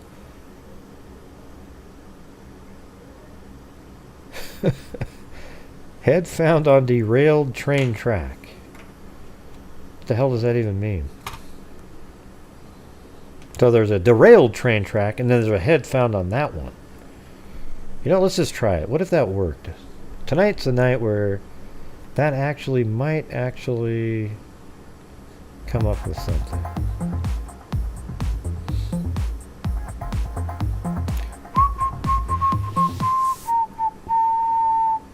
Body found in chimney.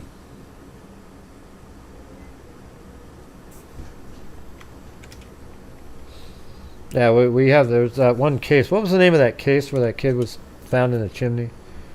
We covered that one a while back. Like a few years ago. Remember that he got stuck in there? He was in the wall, kind of.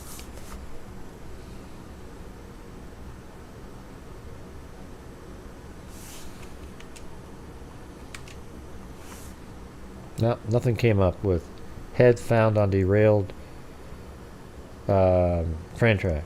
No, I never said it. You derailed anything, Zozo. You're in your own mind. Never said it. Go back and listen to the tape. Let's see. Body found in chimney. Let's see.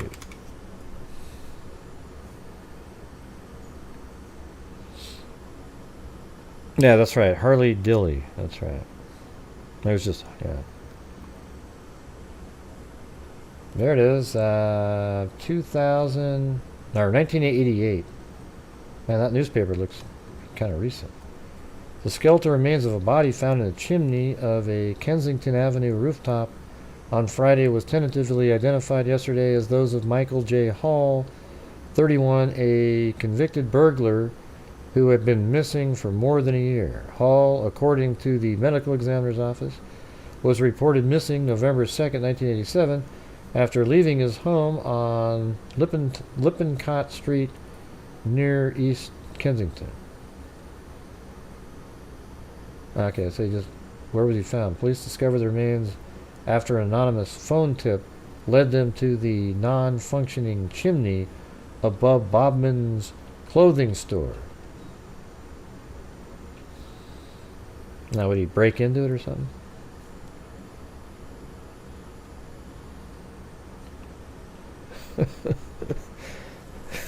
See, but here's the thing, Zozo. I think if you wrote down all the ones that you said, man, you might want to look into, like, if you have any tendencies to be a serial killer. Bodies put through meat mincing machine. Okay. Now, bodies found in chimney. 2 would-be burglars died when they became stuck in the bricked-up chimney of a grocery store, police said. The owner of the store in the Bronx borough noticed a smell coming from the chimney, and police found 2 decomposed bodies in it. Police spokesman Fred Weiner said Friday the bodies had been there about a week. I wonder if there was a different way to do it, where you try to find one that's like, body dumped in a chimney. But I mean, who would take the time to bring somebody up to the top of a chimney? See, I think almost every chimney case is either somebody burglarizing and got stuck, or a kid playing around. They're almost never nefarious.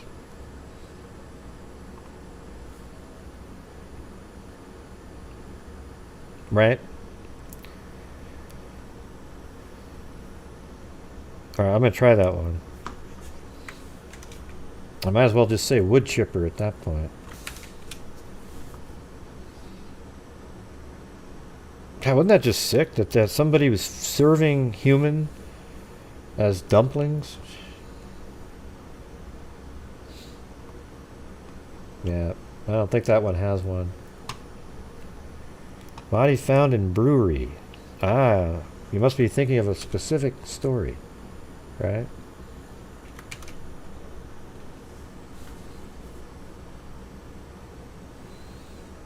It's near a brewery.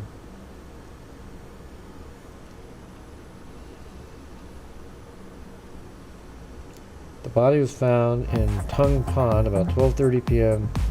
near the Providence City line and the closed Narragansett Brewery. It was near there. Well, actually, what is this case? Let me move. I'm going to check this one out. I mean, maybe it's been solved, but might as well store it and see what happens.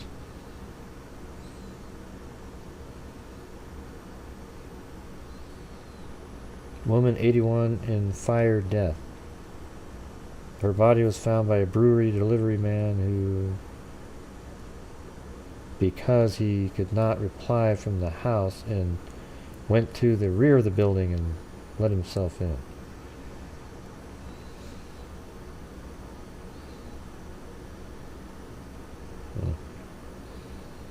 It's found. Oh wait, let me get rid of that again.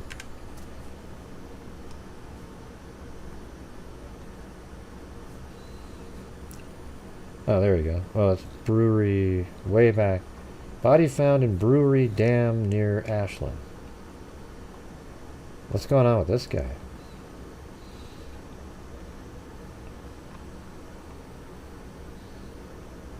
No, that's in Brewery Creek.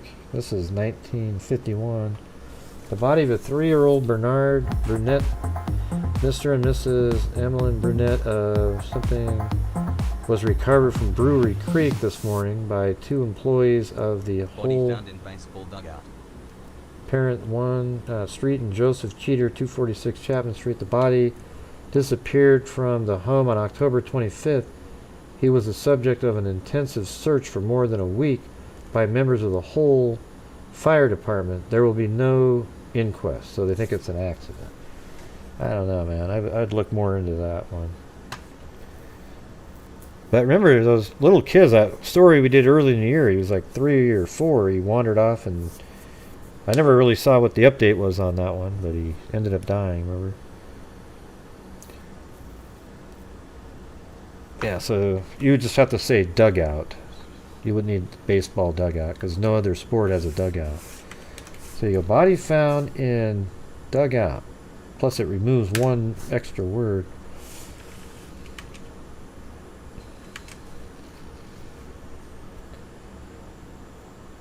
Oh, let's see, here we go. This is 1927.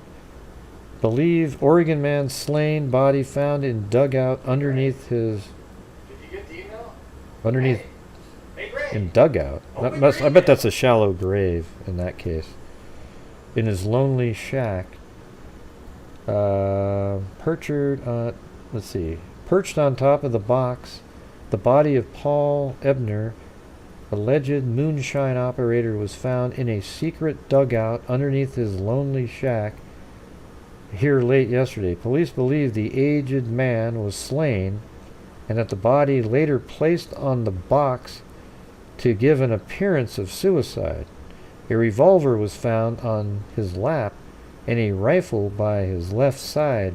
Neither gun had been discharged. The body had been in the dugout for 2 weeks, and discovery was made accidentally by neighbors. An inquest will be held tomorrow. I'm going to save that one too. That one looks like kind of a crazy one. Who knows what happened?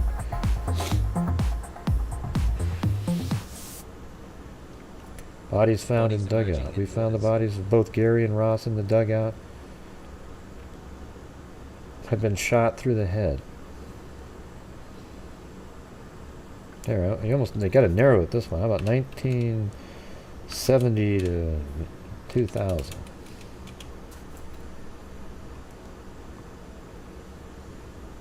Searchers find body in dugout.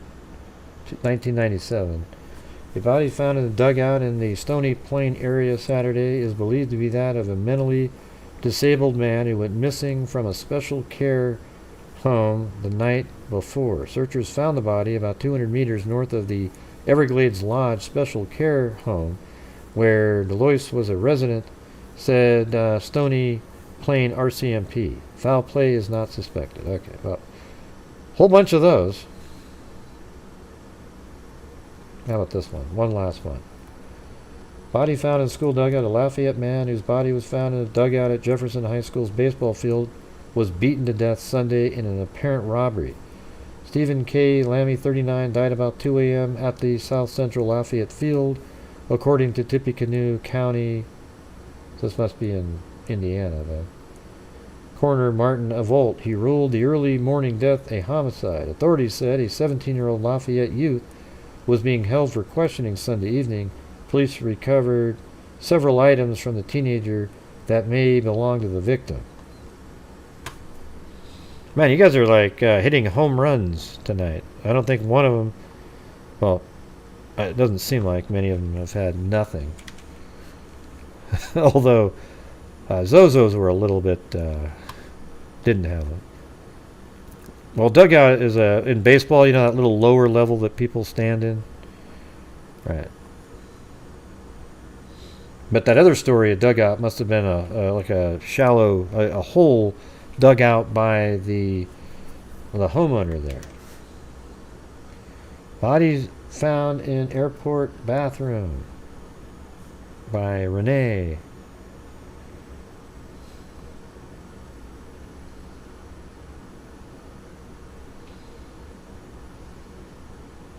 City steps in to stop airport league. Yeah. Let's see, body found.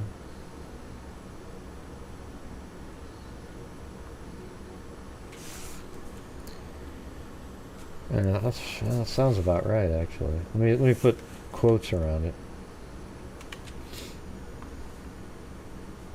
Oh wait, let me get rid of that. Infant's body found in airport bathroom. So there's one right there. Police were searching Friday for the mother of an infant whose body was found in a trash container in the bathroom at Jacksonville International Airport. The baby boy had his umbilical cord attached when he was discovered about 10:40 p.m. Thursday by a woman cleaning the ladies' room. The medical examiner will attempt to determine the cause of death and whether the baby was full term or premature. Investigators said the baby appeared to have been dead for at least an hour. Oh, so that's murder then.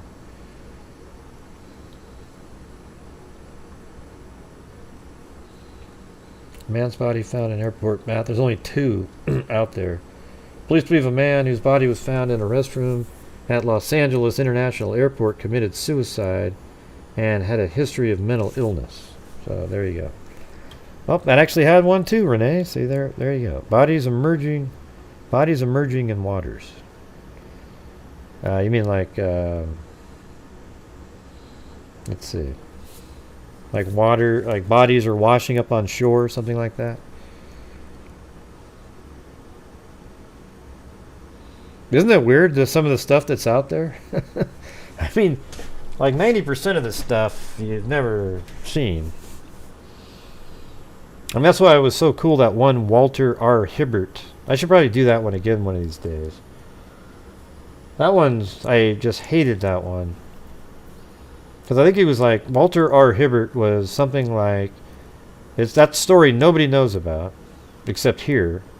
And somebody actually called a library, and they sent these other records. It was just so amazing.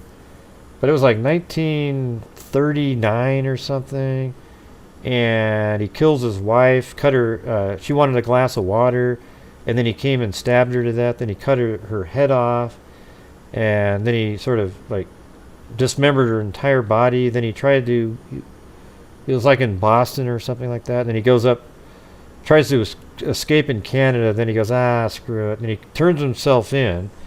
He then goes into a mental facility for a while to determine if he's crazy or not, and those are the documents we have. Then he serves, apparently looks like he serves like 20 years in prison or something, but then he fights in a war, and then, I mean, it's the craziest thing you've ever heard. He dies in like 2009 or something. He got to live this long life after cutting up his sort of shotgun wedding wife that he had. She was pregnant. It was a crazy story, though. Absolutely nuts. It's weird looking at the start of the story. There's pictures of like Hitler and so forth on in the articles. And then he's still alive in 2009. And he got married a bunch of times. Yeah, that's right. He hit his... Oh, that's right, with a claw hammer, Zozo. Remember that? He hit his sister with a claw hammer. And then he burnt one of his houses down. Or something. The guy was absolutely nuts. I mean... let's see. So we were doing... Yeah, bodies emerging in water. So let's see. You know, like, I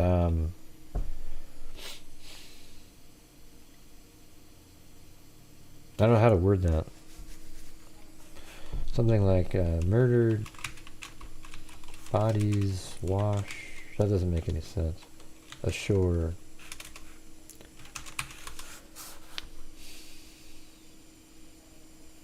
Yeah. Let's see. Bodies found on shore, or yeah, bodies wash up on beach, something like that.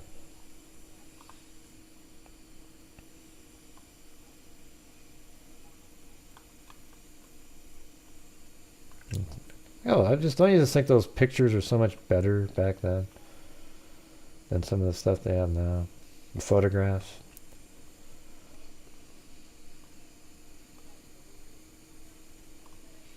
Like that photo right there. I mean, you could frame that sucker and that'd be amazing, right?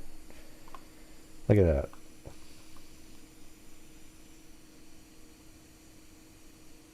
Sometimes I just wonder, take an image like that and you just kind of do some cool Photoshop effects on it and so forth and just put it somewhere. Frame it, even though it's out of the newspaper. I think they're just awesome.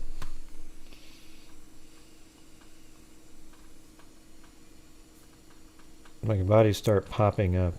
Yeah, I know what you mean. I'm trying to figure out how to word it. 6 more bodies wash up in that Haiti thing. So let's just think of something differently. Let's see, like murder victims wash up on beach. Something like that.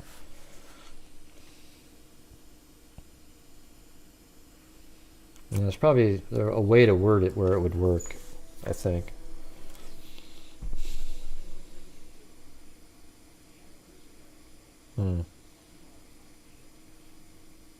What do you guys think? You have to come up with a different wording than that. Don't know. Yeah, I already did the body washes ashore, but that led to the Haitian ones. That's too generic. What you're trying to find is that there's murder victims that are washing on shore. I think that's what Mag's trying to get at. Like there's these bodies that keep showing up in this lake, for example, or something, that just keep coming to shore, like a killer's dumping them. Man with hook sword. Man with hook sought. Let me just try this one more time. Let's see.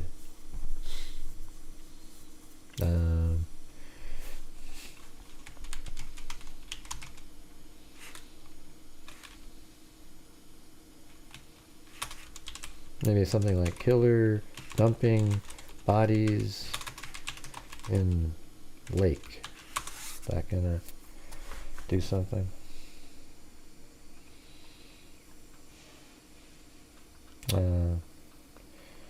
Don't see it. Let me do one with the quotes.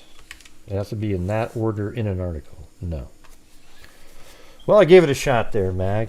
If you come up with better, some phrase that I'm not thinking of, that'd be good. Let's try this urban legend. Man with hook sought.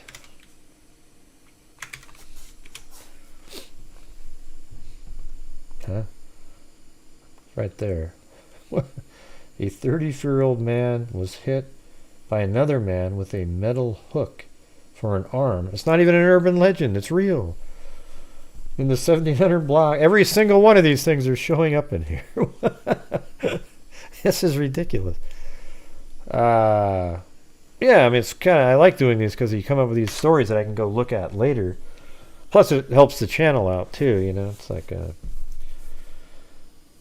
metal book for an arm in the 1700 metal hook for an arm in the 1700 block of the 17th Street. The 34-year-old was treated and released at a University of Texas medical branch for severe cut to the forearm. What the hell? How would this even be in here? Visitors sought a dark something man with a prominent hook nose, though. This says hook nose. Okay.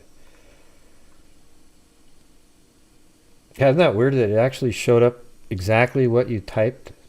Man with hook sought. I mean, look at that. What are the odds of that? That's like 1 in a million. Yeah, and that's it. I mean, out of the entire newspapers.com, every single article and page that they've got, the exact sentence right there was in one of them. You might be able to say something like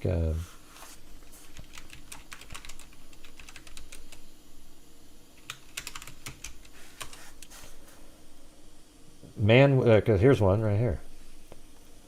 Man wielding hook attacks in store lot. This is 2006. Police are asking for the public's assistance in identifying a hook-wielding man who attacked a woman as she left her car Monday night. The incident occurred in a Food Lion parking lot at 3415 Avant Ferry Road in West Raleigh, according to a news release from the Raleigh Police Department. The woman told police that a man attacked her and tried to force her into the car. The man ran away after the woman screamed. Well, there's another one. What am I looking at, Craig? Let's see. The man, this says book there. Man hurt in hook attack. Ooh, well, there's another one. This one's from 1969, although the newspaper looks...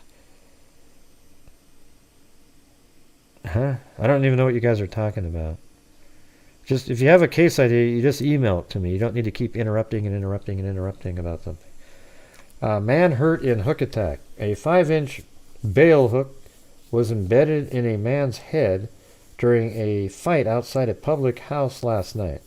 The man, Mr. Leonard Poulter, was attacked outside the Green Man. And I don't know what that is. Green Man is a place, though. In Muswell Hill by a man swinging the hook on the end of a chain. Mr.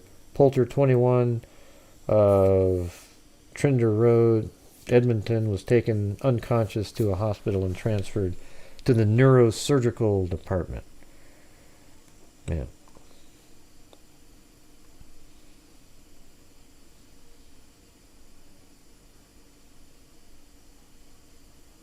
I'm not even sure what your man name booking. Yeah, you just. I mean, I've read all your comments. I still can't even figure out what you're referring to, Greg. So, just send in an email with it in there. You just see the email right above your name there? That's how you send an email to somebody. You just put my email in there and then put the link in there. Or at least name the case and I'll just look it up myself. Alright?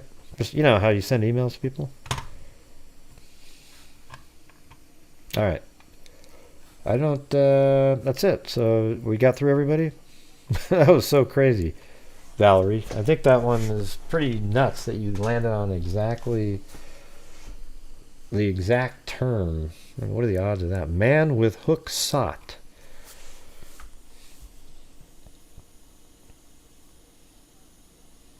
Are you guys still there? Well, anyways, I think that's going to do it for me, guys. 2 hours and 17 minutes. I got a show tomorrow. You know, hopefully it'll be more interesting for the people in the mixed day. Now we're down to one strike because today's day show beat the goal, even though it wasn't related to that, but it was still the day show. So we'll take away one of them. So now there's just one strike on the board. Yeah, that was pretty cool. That was one of the best ones we've ever done. Don't you guys agree with that? So that was probably the best newspaper.com version because it seemed like about 80% of them had something. And thanks everybody for playing. Eugenie, Valerie, Mag, Renee, American Lady, SV Kathy, Caligal 3, Nature Lover, Michael H. just sent in a super chat, then TTJO, Caligal 3, again. I know Eugenie played before that, but yeah, I gotta get. It's been a really long day today. All over. Anyways, thank you guys very much. Really appreciate it. Thanks for reaching the goal and everything. And I have these goals because I know what it takes to be able to do what I'm doing, and it also helps my support the channel. So there you go. Boom.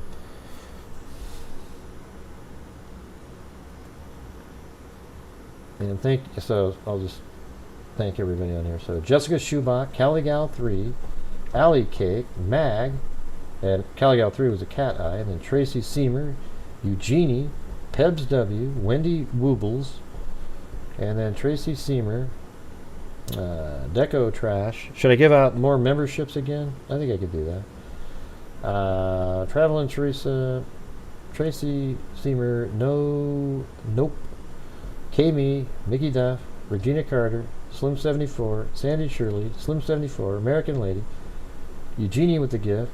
Nope, I got nothing. Gave away a gift. Marie Anderson gave away one. Amber Maiden. Nope, I got nothing. Nature Lover, Eugenie, Mag, Eugenie, Caligal 3, TTJO Tracy, Nature Lover, Michelle H, Caligal 3, SV Kathy, American Lady, Valerie Hotzfeld, Renee H, Mag and Valerie Hotzfeld again.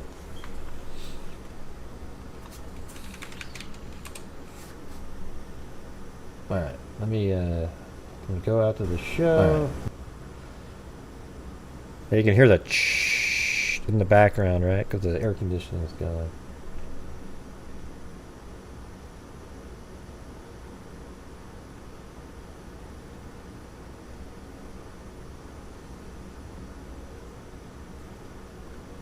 All right. So I'm gifting 5 memberships. Let's see what happens. Hey, thanks, Nicole B. Nope, you got a membership. Liberty Heiress, Outlaw, Red Bones Lisa. Man, that's a name that sounds like you would be from 1880 something. Outlaw Red Bones Lisa with a 6-shooter.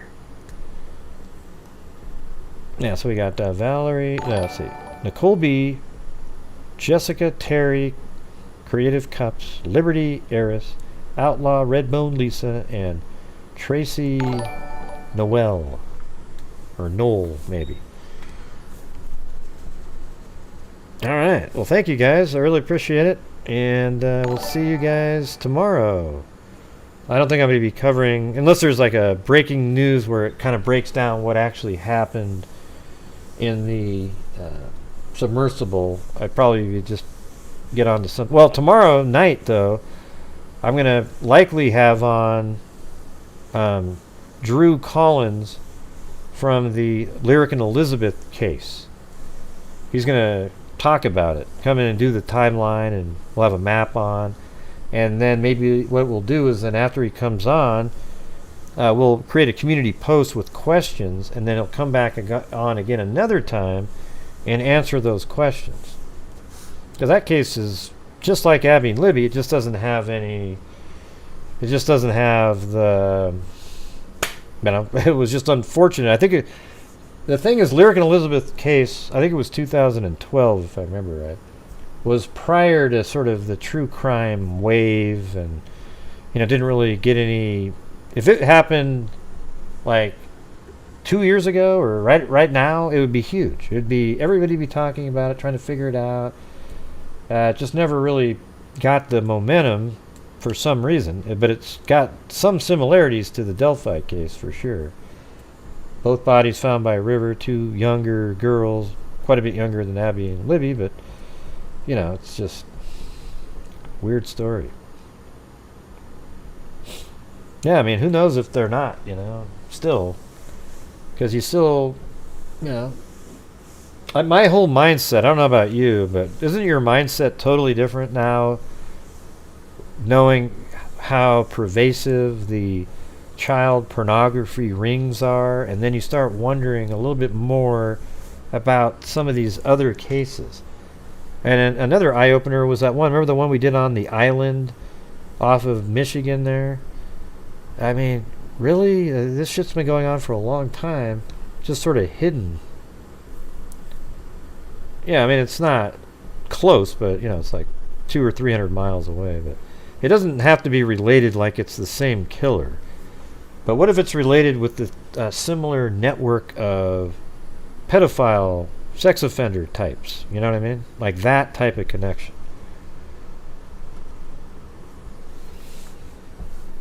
So I thought that was one of the more interesting ones we ever did, was that one on the island. I mean, I absolutely believe that was going on there. I think that's just sick stuff.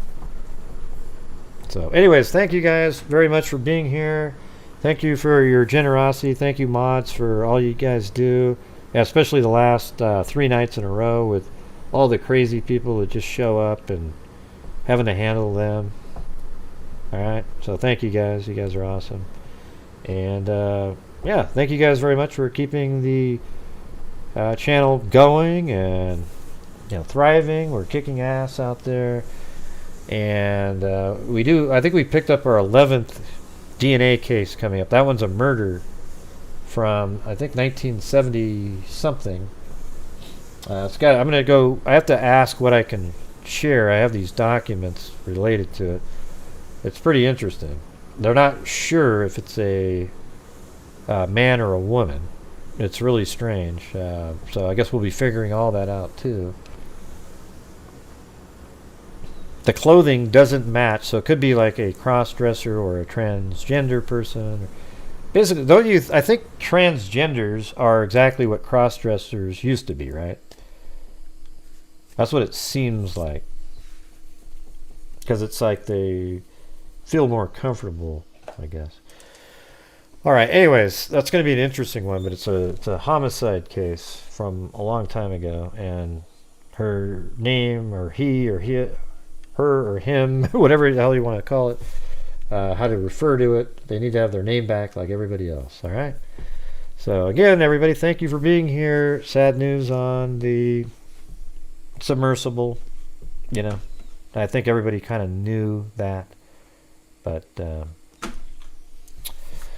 you know, it just sucks, especially for that 19-year-old who really didn't want to go.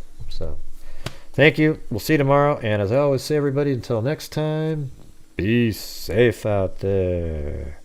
Boom chakalaka. Yeah, I've been doing this true crime thing for quite a while now. You guys are awesome. And during this whole time, I have not seen one person that is a crime dissector, plug rejector. I'm a certified will do. detector. Gonna get ya. Yeah, great. That was really interesting. Thank you. Like an old projector. Crime sector is my nectar. Professor Gray is gonna give another lecture. Crime collector, freak connector, and I'm always gonna be a pup protector. Fool deflector, interceptor, and I'm meaner than a spectre with a vector on his spectre. With all respect, y'all, just remember I've a temper fucking check ya. I have no agenda, I'm no pretender, and I'll serve it to you straight without the blender. And in the end, I'm gonna send ya on a mission to reveal the true offender. Yeah, so I'll just get right back to work. All right, everybody? Talk to you. Hey, great. That was really fun, man. Thank you, dude. Dude? I mean, when did you start saying dude? I don't know. I just thought it was really cool. I picked up on some lingo. Oh my God. Mary Lou's saying dude now, everybody. Dude? Just stick with your good night, everybody. Gee. God, Gray, you're so mean. I don't do that every single night.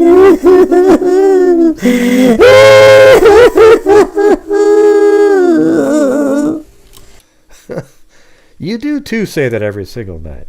Oh, okay. Good night, everybody. Oh, God, she did it again. Did you see that? She didn't even have the slightest bit of lingering cry going on. And that really is a giveaway. Oh, you mean I need to keep going? No, I didn't say that. What I said was you should have done it originally. Now it's fake. Yeah, everybody knows it. So the next time you just keep the cry going. Okay, will do, Gray. I think Mary Lou is trolling me right now. All right, guys. See you later. And be safe out there.